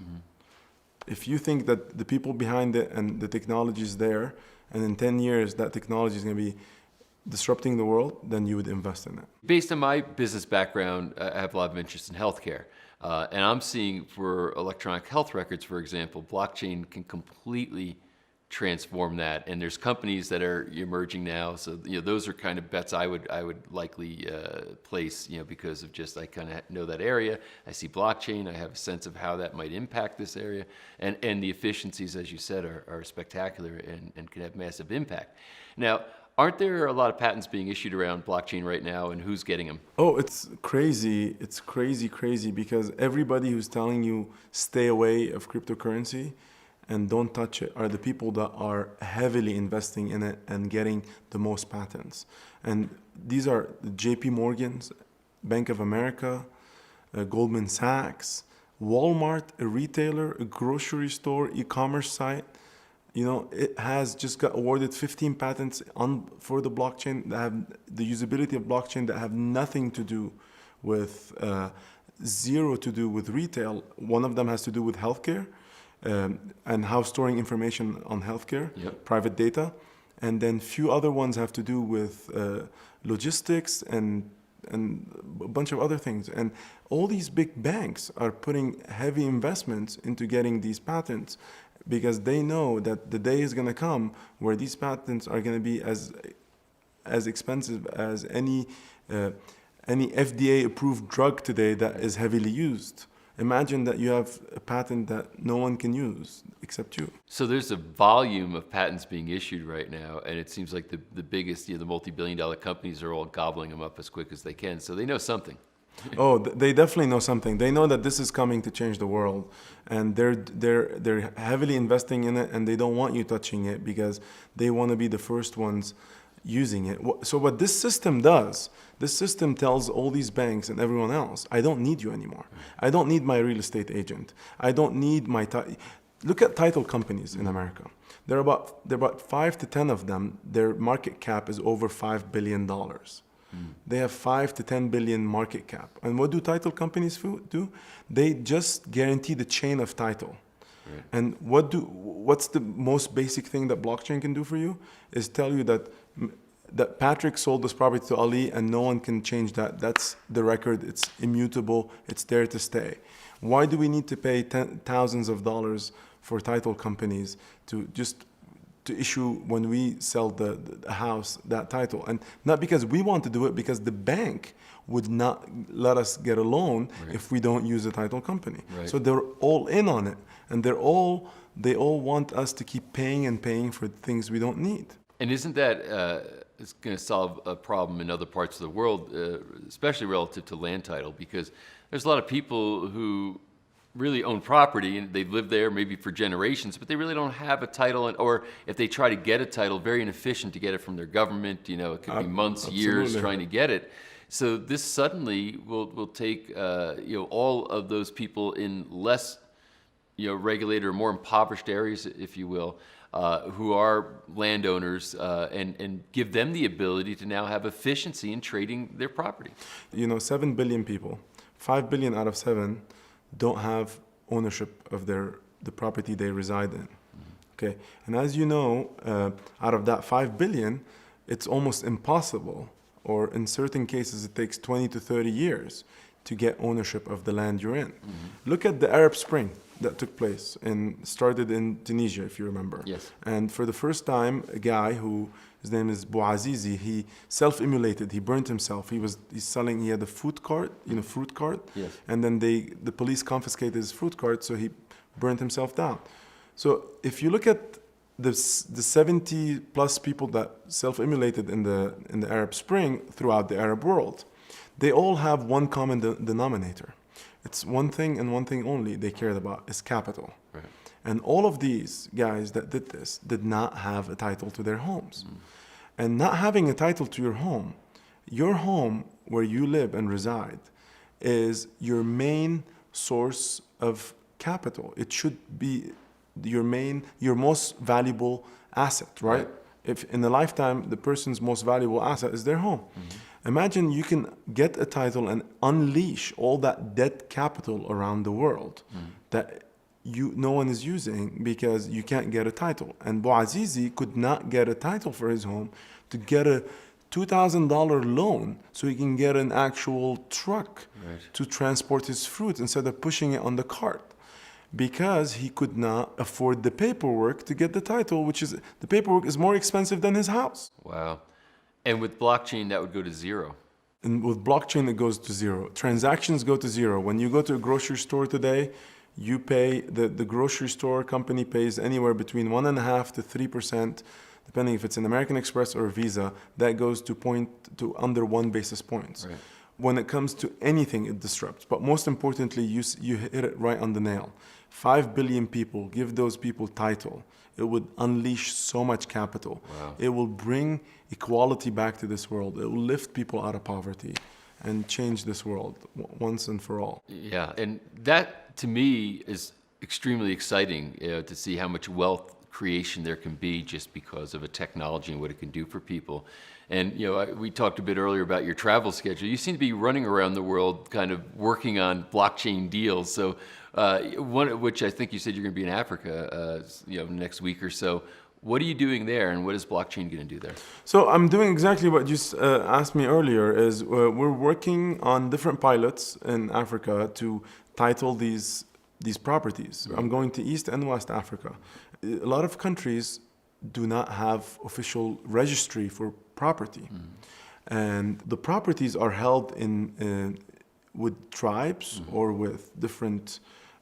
In different villages, or there are no record whatsoever. So the record fluctuates from no record all the way to state record, and most of it is in between, in the limbo, where there is either it's a tribal record and no one knows whose property is this. It's a community land. It's a community titling system. So what we want to do is we want to go in and then try to implement a new property registrar system. Give these people actual titles, and then get different governments to really relook at their titling system, their registrar of property, and eliminate corruption. As you know, Africa is one of the most corrupt continents in the world. And if blockchain is the simplest application of blockchain is eliminating corruption, because you can't play with the records. Right. Once it's written, it's written. So what I'm going to do is I'm going and meeting with different governments and different banks around the world and try to get them to implement these reforms and get them to do it the right way. If you have a strong foundation, the foundation of governments is the Constitution and is giving people their rights. And the property right is the most important part of this. Yes. So, and now if you can start to imagine, governments are going to be losing some control, and so hopefully, so dictators may not take well to this, but in general, saying we can unleash a force of value creation in the citizens, throughout Africa and other regions of the world, that would be unprecedented. Suddenly these people can come online, because if you're dealing with a government currency that's very fickle, it's fiat currency. It's tied to the whims of whoever's in control, and they may be incompetent, or they may be malevolent, or both. That suddenly somebody could work for 10 years and the money they have is worthless. But now if they have property that's secured through a blockchain and maybe even have a new form of currency that the government can't mess with. So in an ideal world, if you would tell me what would be your ideal world, I would say Africa is the motherland, right? Africa has all the resources. Most African states are below poverty line. You know, their population is below poverty line. And a lot of them depend on raw material, right? And then depending on the commodity prices that that land or that country has, the currency fluctuates. So you see extreme cases of hyperinflation, just like what's happening in Venezuela today. Venezuela is a great example. What you want to do in an ideal world is take their fiat, make it digital, right, and then peg it to actual property that you issue on the blockchain, right, that backs that digital new currency or the existing fiat today even. And then in a way, you say that this asset, this actual real asset, is backing the currency, and then you get the government to have a stable economy, you get the people there to be able to trade and then have value and be able to get microloans, get actual loans, build businesses. You know, the data shows, if you look up the data, people that own their home and have a title to their home are more likely to leave the home because they're scared that someone's going to come and take it. And it's the case, Peru has done this, and then the record shows it. You know, people are more likely to work harder, get their home to be in a much better shape, have more investments, and then try to get loans to build their life and have a better life. Yeah, and so it gets to be kind of thrilling about what could emerge out of all this. And I was wondering in the beginning, when cryptocurrency started coming into play, I was saying, how would the government allow this? I mean, in other words, the currency that the government controls in the United States through the Federal Reserve, et cetera, to say that suddenly there's a parallel universe of currency that people could start trading with each other and just bypass the whole, the dollar, if you will. But fiat. If you think of fiat, what's fiat? What's backing fiat? Nothing. Look at the U.S. dollar. How much money is in circulation? Right. There are trillions upon trillions of dollars that are bogus money that we have never seen before. With crypto, it's limited. You know that there is a finite amount of crypto. Right. You know, when you ask me about investment, would you put your money in something that you know there's X amount of it, no matter what, it's not going to change, right, and no one can take it from you, and tomorrow you know that it's going to be there and you can put it in your pocket. I can put $1 billion in my pocket and walk out this door. Yeah. And I know that it's secure, no one can take it, and it's not there for the government to tell me, give me back your And I money. personally love it because, I'm very libertarian in my orientation, but I'm wondering how the government isn't panicking. I'm saying, the people in the government would look and say, oh my God, I'm the head of the Treasury. This is something that's a little disturbing to me. So if you look at the reaction of the government, and specifically around the world, the US government initially was very anti-crypto, anti-blockchain. And then they started saying, oh, well, we're going to treat it now. They kept changing how they treat crypto. Now today you have the SEC has a tsar, all these the Treasury is appointing someone as well. Every different organization of the government is appointing a go-to person that is a blockchain expert, because they know that sooner or later the government needs to adapt this technology. Yeah. But imagine how much money we save in the government's budget. We talk about deficit in the US government. How much money you could save by implementing these blockchain innovations, and then how much money you could save on the taxpayers' money. Yeah. So if the government should be adopting it instead of saying this is not a good thing and this is crazy. Yeah, I believe that, but the government's not always smart, especially when it comes to... That's why we need people like you and me Yeah. to say we need to change the system, because that's how it happens. It's a bottom-up approach. It's not a top-down approach. It's a bottom-up approach. People have to adopt it, and eventually it will change the world. Look at Uber. Yeah.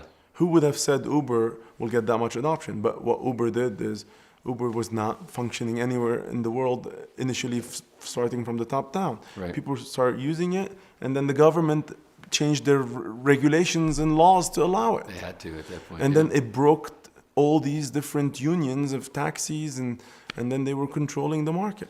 So what are you right now most excited about, as far as you're working in this world and doing the traveling, et cetera, that you're doing? What excites you most?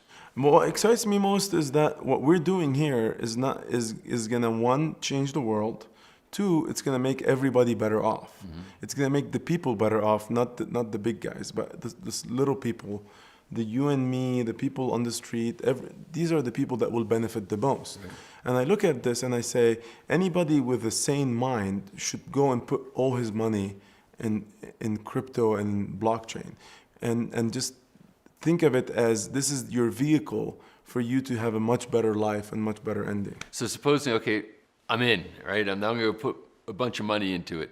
How do you decide for if you're going to buy crypto? How do you decide which one to buy? Well, I look at it two ways. Okay. One, if you know the different cryptocurrencies out there, and there's about 800 of them plus, then I would say read a lot of their white papers, a lot of what they're out there to do, what they're trying to accomplish, and then decide if you don't understand that language, then, so this is one venue. If you understand the language, you understand what they do and their applications, I'd invest in them for the long term. I invest in companies like Monero, I invest in companies like EOS, I'll put my money in Bitcoin because a lot of these different currencies are coming out of Bitcoin.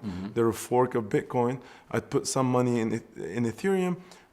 If I understand those different vehicles, I would put money in them. So you'd place multiple bets. Multiple bets, but not big bets, just small enough bets because you know it's gonna pay off one day, and just enough money that I trickle a few dollars every day, even in things like we developed internally, like Ravencoin, that I think is the future.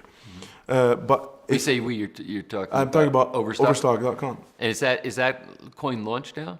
Yeah, there's a publicly traded coin that Overstock backed, Medici Ventures worked on, and it's a fork of Bitcoin, and it has a What does that mean, a fork of Bitcoin? What it means is you take a certain crypto and then you make these different edits on it. So basically, think of it as a car. When you take your car and then you go and you decide to change. You want to change the engine in it, you want to change the interior, you do all these changes, and now you think it's much faster, you do all these, just a Formula One car that you make it specialized to you, and then you end up getting a lot more out of it, and it becomes its own thing because people now are mining it, people now are looking at it in a different way. So the technology everything goes off of certain technologies, like the ERC20, which is off of, that protocol is based on Ethereum. So you look at these different vehicles and you say, which one should I pick? Right. And then I wouldn't pick one. I would pick 5 different ones or 10 different ones that cover all the different things, applications you talk about. Something to do with healthcare, something to do with payments. Imagine how much money you save. Something to do with banking. So I look at it, and the company Medici Ventures and Overstock and Patrick BYRNE looks at it in this way. What are the world applications of Bitcoin and blockchain?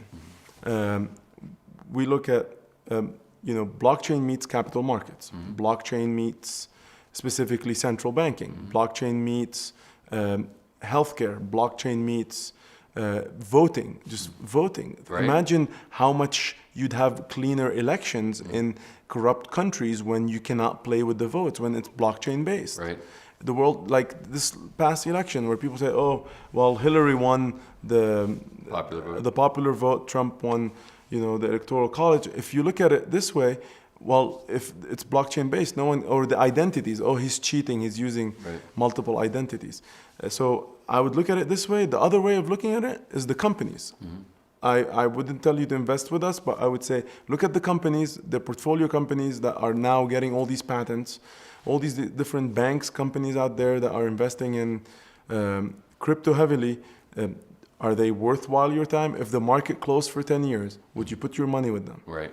If you think of it that way and not worry the next day, if you're day trading, it's one thing. If you're long-term investing, it's a different thing. So I know that Overstock is, and I guess Medici is kind of the arm that manages this. You guys are up to some pretty exciting things, and there's just a large investment came in, I think, from China into. Yeah, we have a commitment coming from a company called GSR, Venture Capitalist Group out of Hong Kong, that is bought about 168 million of tokens of our T0, which people thought it was an ICO, but it's not. It was a security token. So what we did here is we created a company called T0, which is blockchain meets capital markets. Okay. And we realized in today's stock world, you can't. There's all these inefficiencies in trading. They make so much money from trading. One, two, they make a lot of money by borrowing your own stock. When you're sleeping tonight, someone is borrowing your stock and paying a premium to the bank. So we realized we could save everybody a lot of money and get you to make a lot more money, and then the moms and pops of this world by eliminating all these inefficiencies. So in that example, do I get to be my own bank in essence? If somebody wants to borrow my stock, I'm getting paid as compared to the bank? But like for example, let's say today you have a stock, right? So somebody has custody of your stock. It's held, the DTCC and all these guys. So you go to your bank, and in reality your stock is held. It's an IOU of IOUs of IOUs. But what happens at night? Your bank does an overnight lending. Someone comes in and say, I want to borrow 10 shares of Google Alpha, and then he borrows the shares and he pays a fee. But that fee doesn't end up going to you. It goes to the bank and the bank's partners and the bank's other partners, and then you get a sliver of a fee. And imagine all these mutual funds and all these retirement funds and all these different 401k plans that are out there that should be getting a lot more money, but they're not. And then this way, what GSR is doing is buying a bunch of our tokens, because what we want to do is we want to definitely disrupt that whole system. Yeah, and it's interesting because a part of this project is looking at 401ks and kind of how I think a lot of people are deluded about the virtue of them and all the fees that come out of them, et cetera, similar things. So it really changes even for workers, how they might get pensions or how they might get retirement savings, et cetera. And they end up with a lot more money at the end of the day if it's using this technology as compared to the current methodologies. Absolutely, and, the more I look at it, the more people should be free to invest however they want. It's your money, right? And then your company limits you all the time on a few funds that you understand nothing about, right? And then at the end of the day, it's your money, and you're going to be the one retiring at the end of the day and not being able to spend it, while every year you get charged 10, 100 basis points depending on your account. And then in this way, what Overstock did is Overstock Retail created an arm called Medici Ventures. And Medici is all the blockchain efforts we have.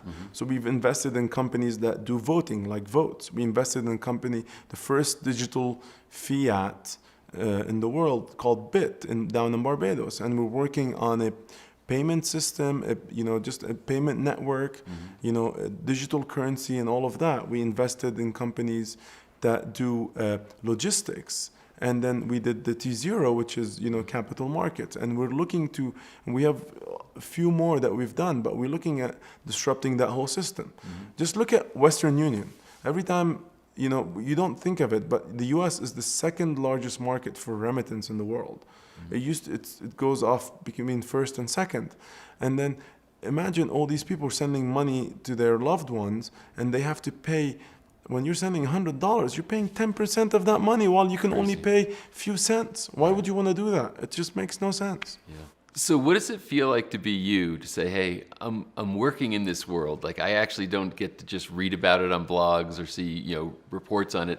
I actually get up every day and I'm doing something in the world that's helping to bring this into reality. So what does that feel like to you? Well, it's a crazy feeling, because I started working.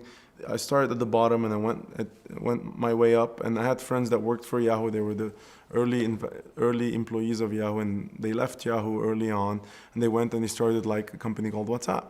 WhatsApp. Oh, that little company. That little company, WhatsApp. It was a little company, and at that time the value of it was like 50 million. I said, "Can I work with you guys? Can I invest with you?" And they're like, "No. You don't bring anything to the table." And I realized right there and then that I need to bring something to the table. Otherwise, nobody would want me to work with them. There's no free lunch. Right. So I realized then, it hit me in the head. It was, what do I bring to the table? And I started looking into Bitcoin at that time and all these other things. And with Overstock, I started realizing, what can I bring to the table? Mind you, WhatsApp was bought because all the information it has and all these different records it has of me and you and all these contacts that you have, for 20 billion was the total deal value. Wow.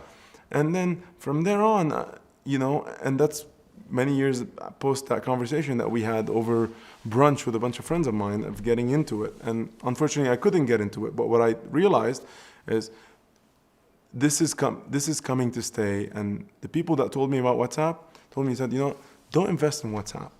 You can't get in as investment with us because you're not bringing anything to the table. But you should look into Bitcoin and blockchain. I was like, what are these guys talking about? Then we looked into it, and then my boss, Patrick Byrne, people thought he was crazy because he kept telling people, it's blockchain, it's going to change the world. Would you have invested in the internet if you knew that, or companies that have services for the internet, if you knew the internet was going to change the world in the 90s? Of course. Okay.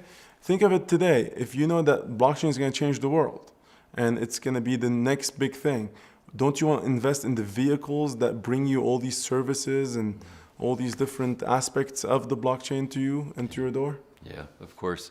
It is exciting. It's I'm how can I put it, in a positive way, envious. That they say what a great place to be in a career and go around the world and do the stuff and change things. So it's I congratulate you for playing that role in life every single day. And I know you just got off a plane to come get here real quick to talk to us. So thank you very much for sharing your wisdom and for sharing with the people who are viewing the deeper understanding of what this really means and what it means to the world and to the future. Thank you so much for having me. I think this is here to stay, and you and I in 5 or 10 years, we're going to talk about it and we're going to laugh how we did not do enough. Thanks so much. Thank you for having me.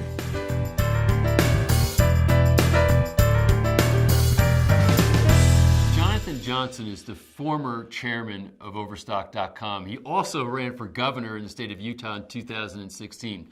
Presently, he is the president of Medici Ventures, which is one of the leading investors in blockchain technology. So this is a guy with a lot of experience who sees the implications of blockchain and what the future of it is going to be and what it means to you. So enjoy my interview with Jonathan Johnson. Jonathan, thanks so much for taking your time today to have this conversation. You bet, Patrick. My pleasure. So we're here at Overstock.com headquarters. Yeah. And you've been on the board here for how long? About 6 years. About 6 years. Yeah. Now, let's, I guess, start back maybe about your career and kind of educational background, and then I want to talk about how we got here. Sure. So what did you study in school? I studied Japanese in school. Japanese? Yeah. What prompted that? Well, I'd been a Mormon missionary in Japan, came back, liked it. Actually went back, studied in Japan as a Japanese government scholar. Okay. Came back, went to law school, and then practiced law for a number of years before joining Overstock in 2002. Did you have a thought about international business or anything like that when you were studying Japanese?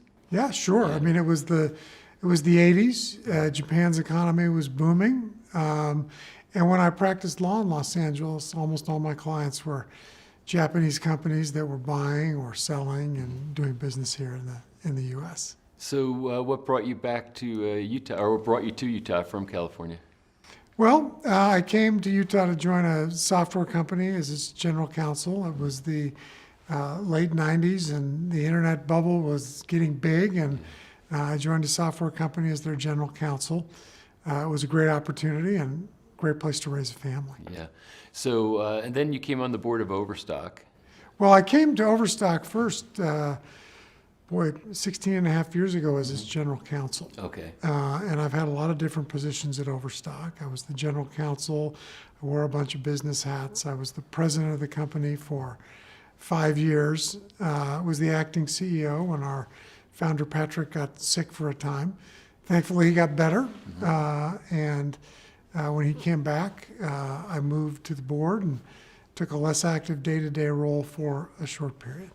So, and let's talk about, I think, this less active role, because you ran for governor in the state of Utah. I did. And came this close. Well, it depends how you slice and dice it. You know, we have got a different system here in Utah where there's a party nominating convention, and if you can get 60% of that convention, you avoid a primary. If you get more than 40 but less than 60, you're in a primary with a competitor. I did very well in the convention and did come that close in the convention, and then in the primary, lost handily. Yeah. But anyway, that's how it was. Yeah. So what prompted you to want to run for governor? Well, I really haven't had a political bone in my body, but my view is we do better as a society when we elect people that are successful leaders into positions, political positions. Right. I also think we need turnover. And the governor of Utah at the time had finished 2 terms, was running for a 3rd term. Wasn't really a businessman, didn't have that background. And I thought there was a lot of things where we could use what I'd learned in business at Overstock and elsewhere to run the government more efficiently, solve problems, push decisions down to local entities and parents and families and individuals. Right. That was kind of the platform that I ran on, and it was a fun thing to do. It was an exciting thing to do. Unfortunately, it was not a successful thing to do. Yeah, but maybe fortunately, because now you are in charge here of a division of Overstock called Medici Ventures. What's that about? So just to kind of walk after I lost in the campaign, I was still on the Overstock board, and you didn't know what was next for me. And I came to the next board meeting, and toward the end of the meeting, the board asked me to step out and then brought me back in and said, we've got this blockchain business. It's really new, it's nascent, and it's kind of wrapped around the axle. We know you're good at startups. We know you understand the law, you understand business. Would you be interested in running our blockchain business, something we call Medici? And I said, boy, that sounds like a lot of fun. And so that's what I've been doing for the past 2.5 years. And our goal at Medici is to advance blockchain technology by investing in companies that are using blockchain technology to get rid of middlemen, to rehumanize commerce, and to just do things more efficiently with what we think is going to be technology that's more revolutionary than the internet has been. So, a big statement, it's more revolutionary than the internet. So if you're taking someone who doesn't really understand blockchain, they hear the term a lot, they kind of equate it to cryptocurrency and that knows there's some relationship there, how would you explain blockchain to the layperson? Well, a couple ways. First, I'd say Bitcoin is to blockchain like email was to the internet. It's kind of the first killer app, is what we'd say today. When I was a freshman in college and got my first email on CompuServe, I thought, wow, that's the internet. Right. Well, it was, but it wasn't. The internet's turned out to be so much more. The internet's been a way for us to transfer information freely and frictionlessly, really easily around the globe. Blockchain lets us do the same with assets. And I use the air quotes for assets because anything that when I give to you, you don't want a copy of, I would call an asset. That could be cryptocurrency like Bitcoin. It could be another kind of digital currency. It could be a property right. It could be my vote. Something that when I spend it or give it to you, you don't want me to be able to double spend it by giving you a copy and someone else a copy. Right. Interesting, because there would be applications for the blockchain as far as voting is concerned, because voter fraud seems to be in the headlines a lot. We're happen to be right now in an election cycle, and a lot of people are talking about rights to vote and people voting inappropriately or double voting like you're talking about. So, do you see a future for that in blockchain? Absolutely. In fact, Medici Ventures has 2 portfolio companies that are using blockchain in voting. One, a company called Voatz, which is spelled V-O-A-T-Z, is being used by West Virginia right now in the election in November 2018. Okay, so it's already an application. Already an application. Wow. And what they're doing in West Virginia is they're limiting its use to people that are overseas, so military personnel and their families, other people that are overseas, historically have about a 10% voter participation rate. And it's difficult for them to vote. They might be in some godforsaken place defending our country. They've got to have a fax or an email or something difficult to send it in. Voatz has developed a blockchain-based application you download on your phone. You put in who you are with biometrics, whether it's your thumbprint or facial recognition. The county clerk in West Virginia sees that you are you, that you are registered in that county. They feed you a ballot electronically on your smartphone. You vote. It gets cryptographically, securely put into the blockchain. You submit it, and it comes back to the county clerk. The county clerk doesn't know that it was you that voted, so it's still a secret vote, but it knows that it was someone that was registered and allowed to vote. Right. It then creates a paper ballot that the clerk can use to audit.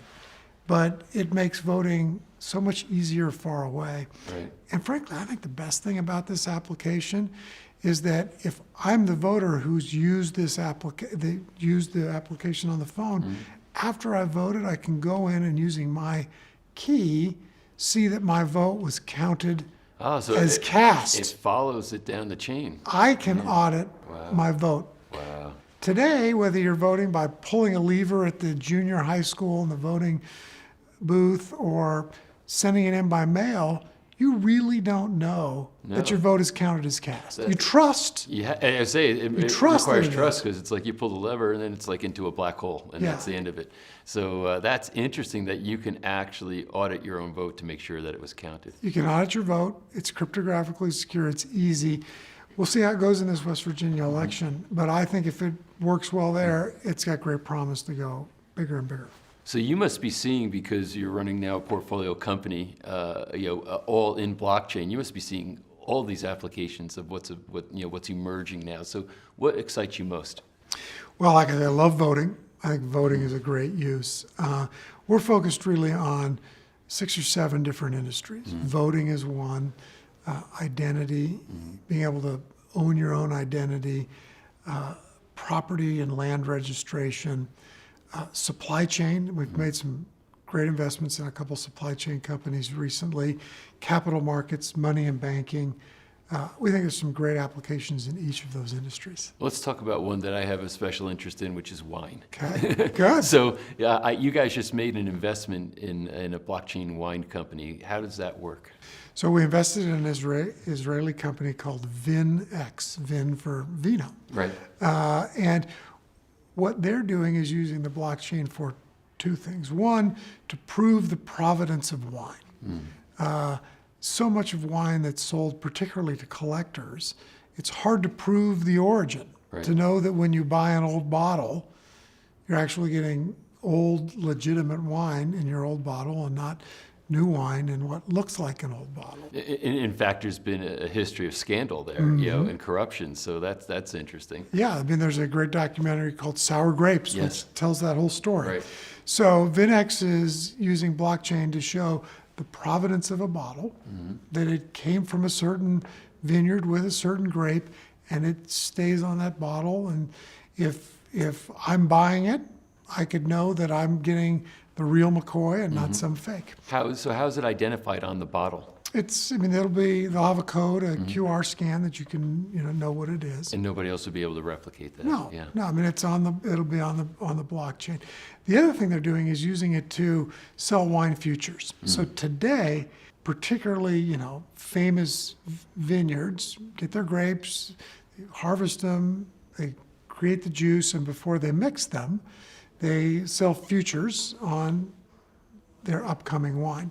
Well, who gets to buy those? Right. It's a select group of middlemen. The wine industry is full of middlemen. From the vineyard to the ultimate consumer, Right. there are a lot of people in between.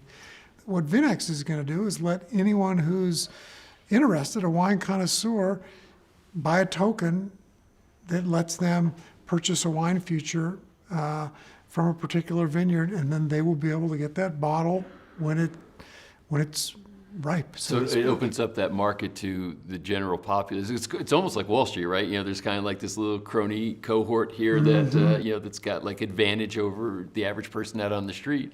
So that's true in the wine world also, especially with these famous brand wines. They're very coveted and in limited supply. So now you're saying that this can kind of open that up to the general populace. It's going to open up the general populace, and think of what that does. You cut out middlemen, you cut out cost. Yeah. And the other thing it's going to do for the vineyards, is they're going to know their ultimate consumer, giving them a chance to market to them, to create product for them, get feedback from them. One of the great things about the blockchain technology is it cuts out all these middlemen, whether it's brokers in the financial markets, negotiants in the wine business, people that are the mailman in voting. If you're doing an absentee ballot, Right. they get cut out. You don't have to trust them anymore. You can have person-to-person interaction.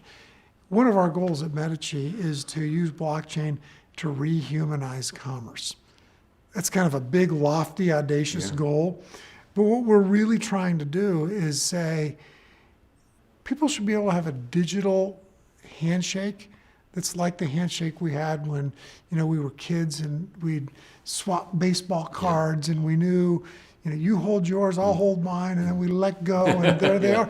That's what we're doing with blockchain in a digital way. That's a great characterization, because it used to be, my handshake's my bond, be between two people. It's not a third hand in between, trying to put the hands together, right? Right. And now this is the digital handshake, which is kind of a really almost evolutionary in nature. I really think it is evolutionary in nature, but it takes us back to a simpler time. Yeah.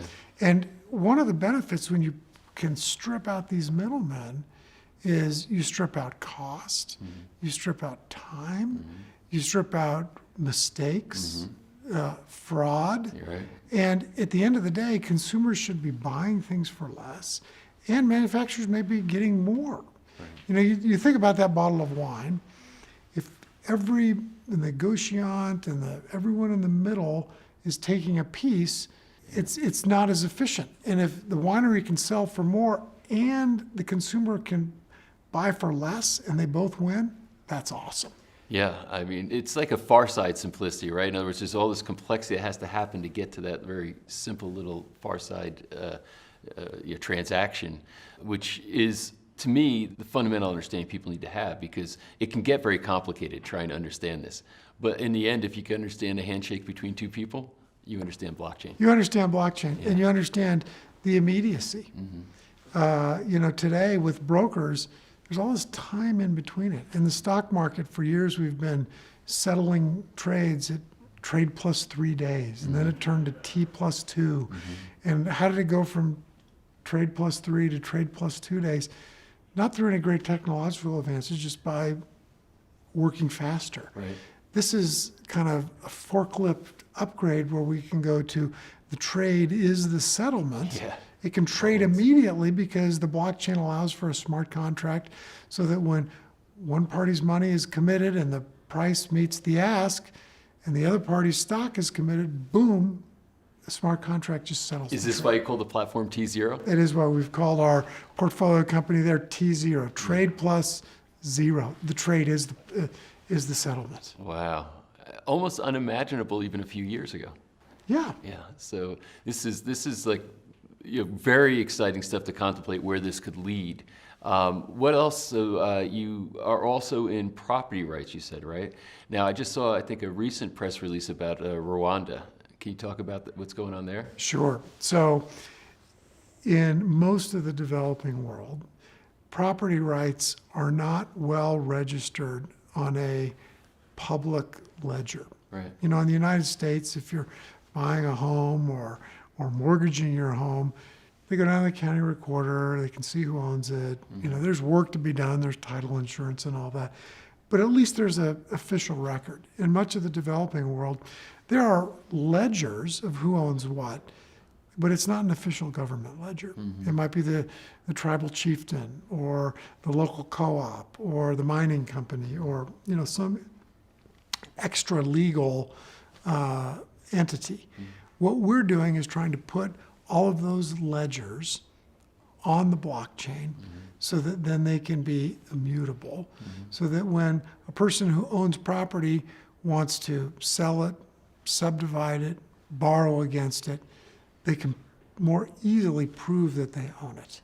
And so our portfolio company, Medici Land Governance, has been working in countries in Africa, Rwanda's the most recent announcement, where we're going to help digitize their land registry, so what the government has, but also then be able to pull in these extra legal records. And there may be some conflicts, and the courts can figure that out. But create a record so we can say, this is the truth.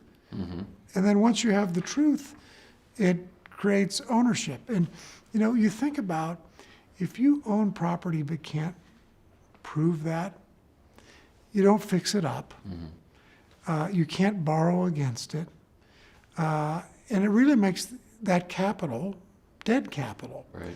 When I think of the entrepreneurs I know, most of us have built businesses with a second mortgage on the house. Leveraging a property right, making that dead capital live capital that we could grow something into. If we can do that in the developing world and make that dead capital live capital, that's more useful to humanity than all the aid the West gives to developing countries. It's interesting. I never heard the phrase dead capital, or the distinction of dead versus live capital, but it really gives a visual, or almost a visceral image of what that means. Yeah. Because you're right. It's like we leverage assets to be able to go do something new, to take an entrepreneurial venture into the world. And you're sitting there saying, oh, well, this property's been in my family in Central Africa for 100 years. But it's worthless as far as being able to utilize it as a springboard to try to do something else in our lives. Well, and today the way to get that property right recognized in countries like that involves years of bureaucracy, and unfortunately often fortunes in greasing the skids. Right. And so to get it so that it's more transparent, I think that's going to be world changing. And when you talk about doing something that's bigger than the internet, you create live capital out of dead capital.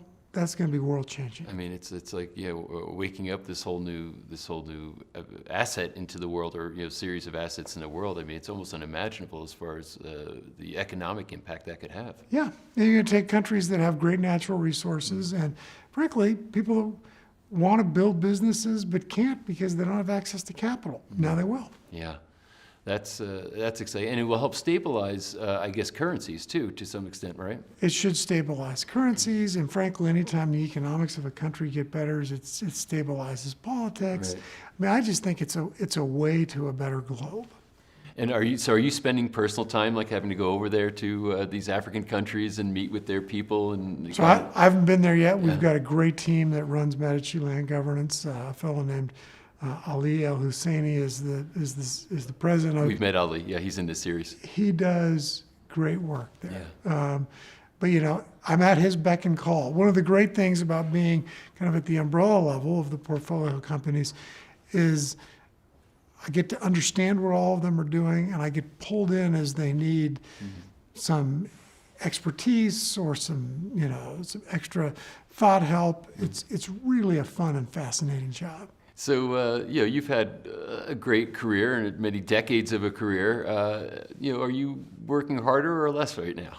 Boy, I've never worked as hard in my life. And with these companies all over the world, from Israel to the Caribbean to here in the States and in Europe, a lot of travel. I'm also doing a lot of evangelizing to help people understand what blockchain is. Spend a lot of time with government officials and regulators to make sure that they don't tamp down the possibilities through overregulation.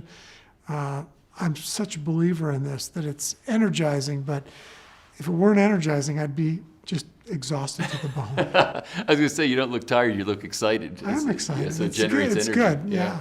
So where do you think we are kind of on the timeline of blockchain? Are we still in the very infancy? Like if someone is thinking in terms of investment, are you saying, hey, if you go in now, you're still pretty much considered a very early investor, or are we kind of past that early phase? Oh, I think we're still in the diapers phase of this. I mean, I think we're very, very early. I think the next thing that the industry, the blockchain industry, needs to have is we've spent the last 3 or 4 years with great ideas. There's been a lot of hope. There's been a lot of hype. Now we need usable applications. Yeah. When I talk about what Votes is doing for voting, that's an application that's being used today. Military personnel overseas are voting today. That's still the exception for most blockchain companies. And so it is still early days. There'll be, booms and busts, just like the internet bubble got big and burst. And when it burst, it didn't mean the end of the internet. No, it just said, Frankly, here's the winners and here's the people who didn't make it. It weeded out some of the folks who shouldn't have been there, and it focused on working applications. I would say 2017 was the year of the initial coin offering, and that was kind of a bubble, and we've moved away from that. And some of those companies, I hope, are successful, but some clearly won't be. We're still very much in the infancy of blockchain.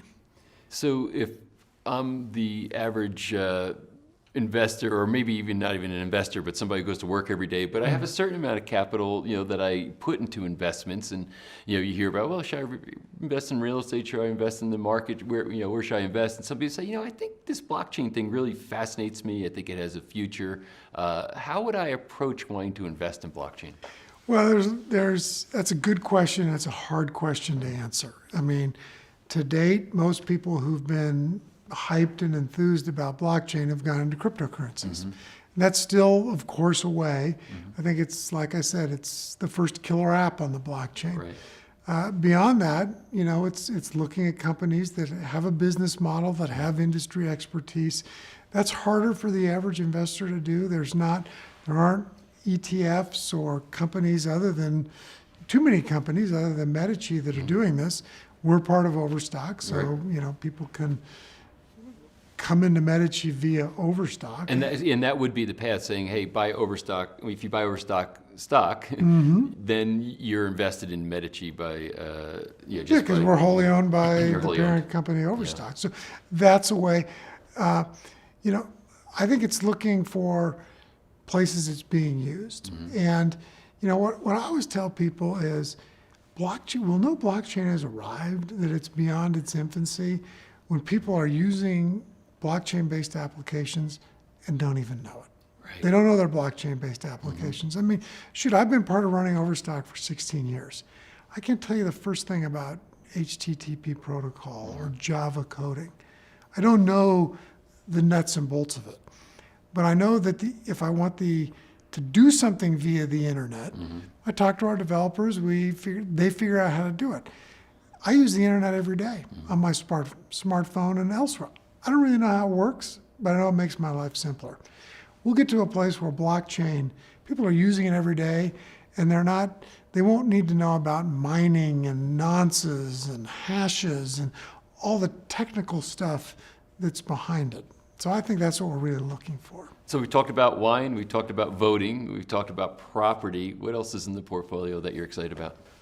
Well, boy, it's like telling which of my kids am I eager to talk about. I like to talk about all of them. But one that I'm particularly excited about is a company down in Barbados called BITT, B-I-T-T. They've got a digital wallet that I think is really going to serve two purposes. One, it's going to help bank the unbanked. In the Caribbean, 40% of the population doesn't have a bank account. 40%? 40%. Wow. And it's not because they don't have jobs. It's part of, as post 9/11 world, we make it difficult for people to get bank accounts. Right. For the sake of safety, we kind of have financial exclusion. The smartphone penetration in the Caribbean is over 100%. So when you say that means that there's more phones than people? Well, it means some people are holstering two phones. Yeah. So you may not have a bank account and have two smartphones. Well, when I think about what I use a bank account for most days, it's two things. It's one, it's a place to store my money. So that when I get my paycheck from Medici, I'm not taking home a wad of cash and putting it in my sock drawer or a safe in my basement. Right. Two, it's access to digital currency.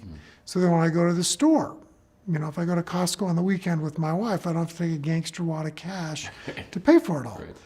Well, for me, digital currency is a credit card or a debit card. If you don't have a bank, you don't have either one of those. A digital wallet serves both those purposes. A place to store money digitally and a way to spend it digitally. So BIT has worked with retailers, gas stations, grocery stores,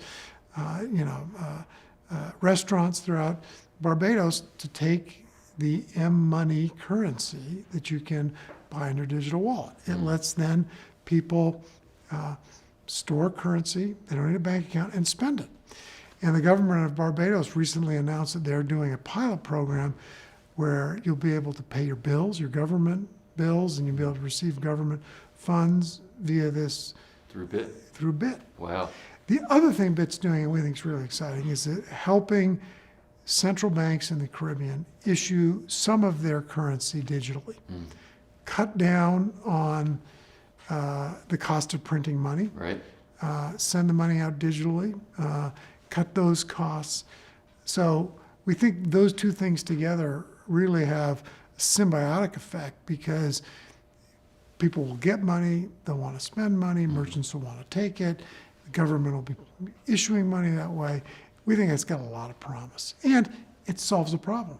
This vast number of people that are unbanked can now all of a sudden jump to the 21st century economy. If you don't have a bank account and you want to pay your electricity bill, what do? Well, you can't write a check. You can't pay with a credit card. You got to take time off work, walk down to the utility company, stand in line, and pay in cash. That's true. That's true. Stop that. Yeah. That really puts a ceiling on how fast people can progress. So it's interesting. Is it sort of like the fax machine? As soon as there's enough other people who have them, then suddenly it explodes. There's absolutely a network effect to this, right? Yeah. If everyone has a wallet and their money on it, but no merchant takes it, what good is it? If Right. all merchants take it, but no one has a wallet. You need this network effect, and then it just spins up really quickly. Right. And the fact that the Barbados government is doing a pilot program at the government level, we think is like everybody getting fax machines. Yeah. It sounds like it would go that way. All right. So now you got us excited about digital wallets. What else do you see? You know, the digital wallet one is interesting because it requires a network effect. Let me talk about one that doesn't require a network effect, but I think has great use. We've got a portfolio company in the Bay Area called PeerNova. They're using blockchain to monitor back office transactions at banks.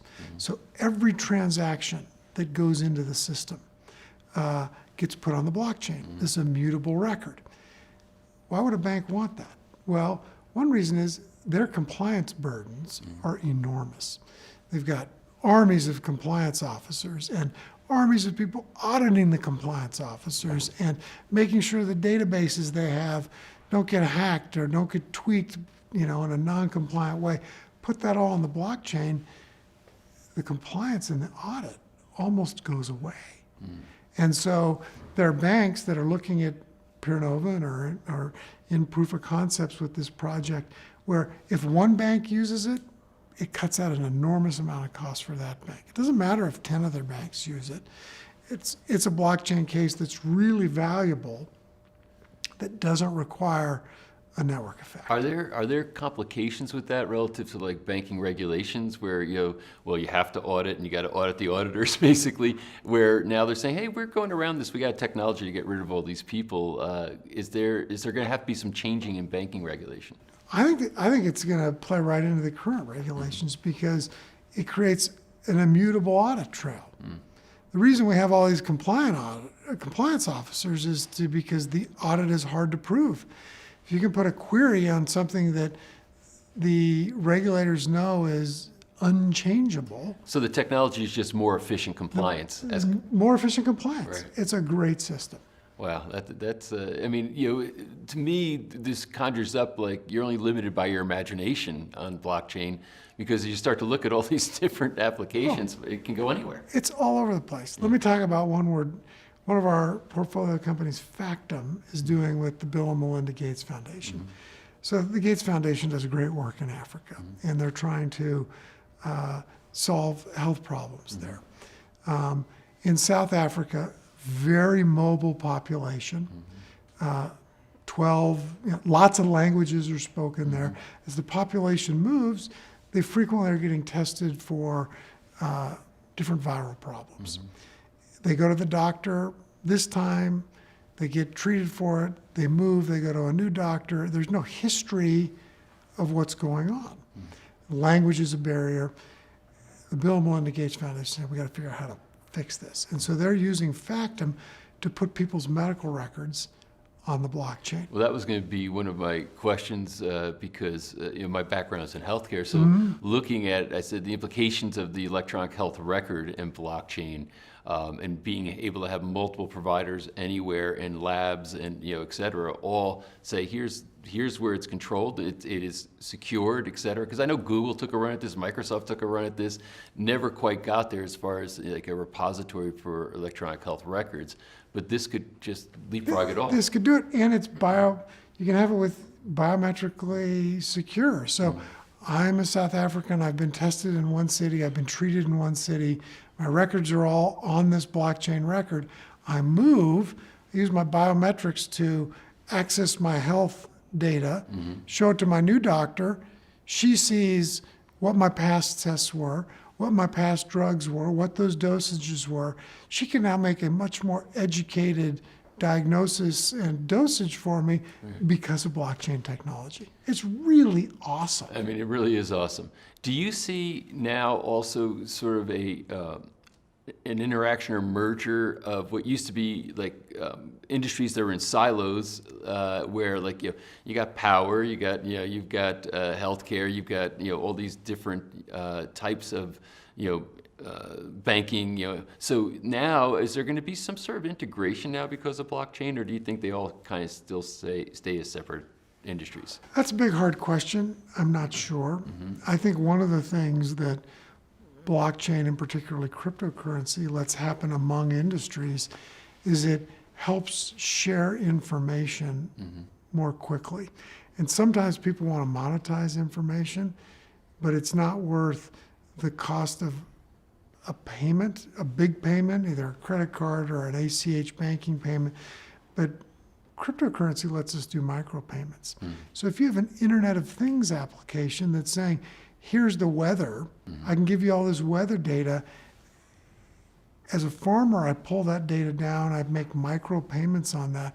It then, my smart sprinkler system then shows me how I adjust my watering pattern. All of that can have blockchain aspects in sharing the data and paying for the data. I do think it brings the Internet of Things, this mass data, becomes more real and more usable. That's interesting because the Internet of Things is exploding right now. I mean, exponentially. There's just more and more things coming online and being connected. So, and there's probably some sense of autonomy that people want, where they don't want people in the middle, kind of brokering information. Might there be social networks that start to go to blockchain? Because right now, I know that when I'm on Facebook or I'm searching on Google, I'm being monetized by those companies, because they've got my data. They're sort of middlemen also, aren't they? They're absolutely middlemen, and we recently announced an investment in a social media company. Oh, really? Using Okay. the blockchain called Minds, M-I-N-D-S. And what they're doing is using a token economy to boost up posts so people create content, and they're not asking for advertising. I mean, the reason Facebook and a lot of social media companies work is they've got advertising paying for everything that's for free. Minds is using tokenization and blockchain technology to try and create a freer, controlled system, where controlled meaning self-sovereign. You're not giving all your data to Minds so that they can then sell it off to others. And I think that's a big deal. We hope so. Big deal. Yeah. We hope so. Because I know that I think on the consumer side, there's a lot of angst about, especially after Cambridge Analytica and some of the stuff that's come down the pike, and certainly there's a lot of concerns about Google and the way they're farming data and utilizing it. To say that we can get rid of these companies in the middle of our data and the people we're communicating with, and start to have a blockchain process to be able to have this connection with other people, that's pretty spectacular. And it goes back to what I said one of our primary goals is to help rehumanize commerce. When you first hear that, you go, that's audacious, that's ridiculous. we really think it has the ability for people to interact one-on-one without all these middlemen, and that's meaningful. Well, I mean, it goes all the way full circle to your original metaphor. What is more human than the handshake? Right. I mean, what other species does that? But the handshake, there's a spiritual dimension to it that now, sort of is, modernized through this blockchain context. So very fascinating. A lot of people refer to blockchain as trustless technology. That's not a term I like. Yeah. I like trust through technology. Right. Because this trust, I think, is the spiritual aspect of a handshake. It shows we trust each other, we touch each other, Right. we squeeze each other, we're focused together. Technology of blockchain technology lets us trust each other digitally.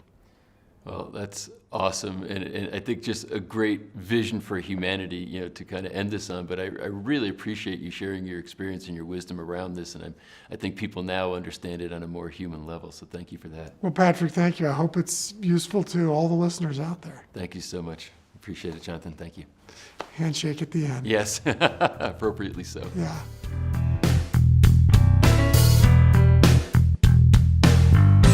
Awesome, we made it to the end of episode 7. What a phenomenal amount of information. We've built huge momentum now here together.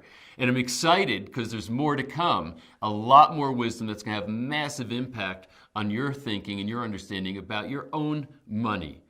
The idea, remember, is to create wealth, to protect wealth, and then to grow your wealth. And right now, while we're in the free viewing period, we have a deep discount on owning Money Revealed. So make that investment, own this content, master this content, and share it with others that you care about.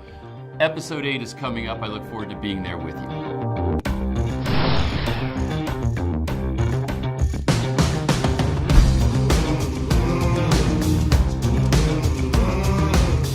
I know that right here, right now, over 50% of every American adult wants to be their own boss, wants to be in control of their own destiny.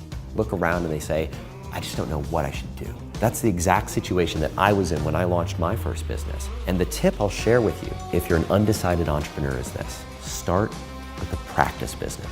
And then with that, that can transform eventually into that business that is a passion of yours.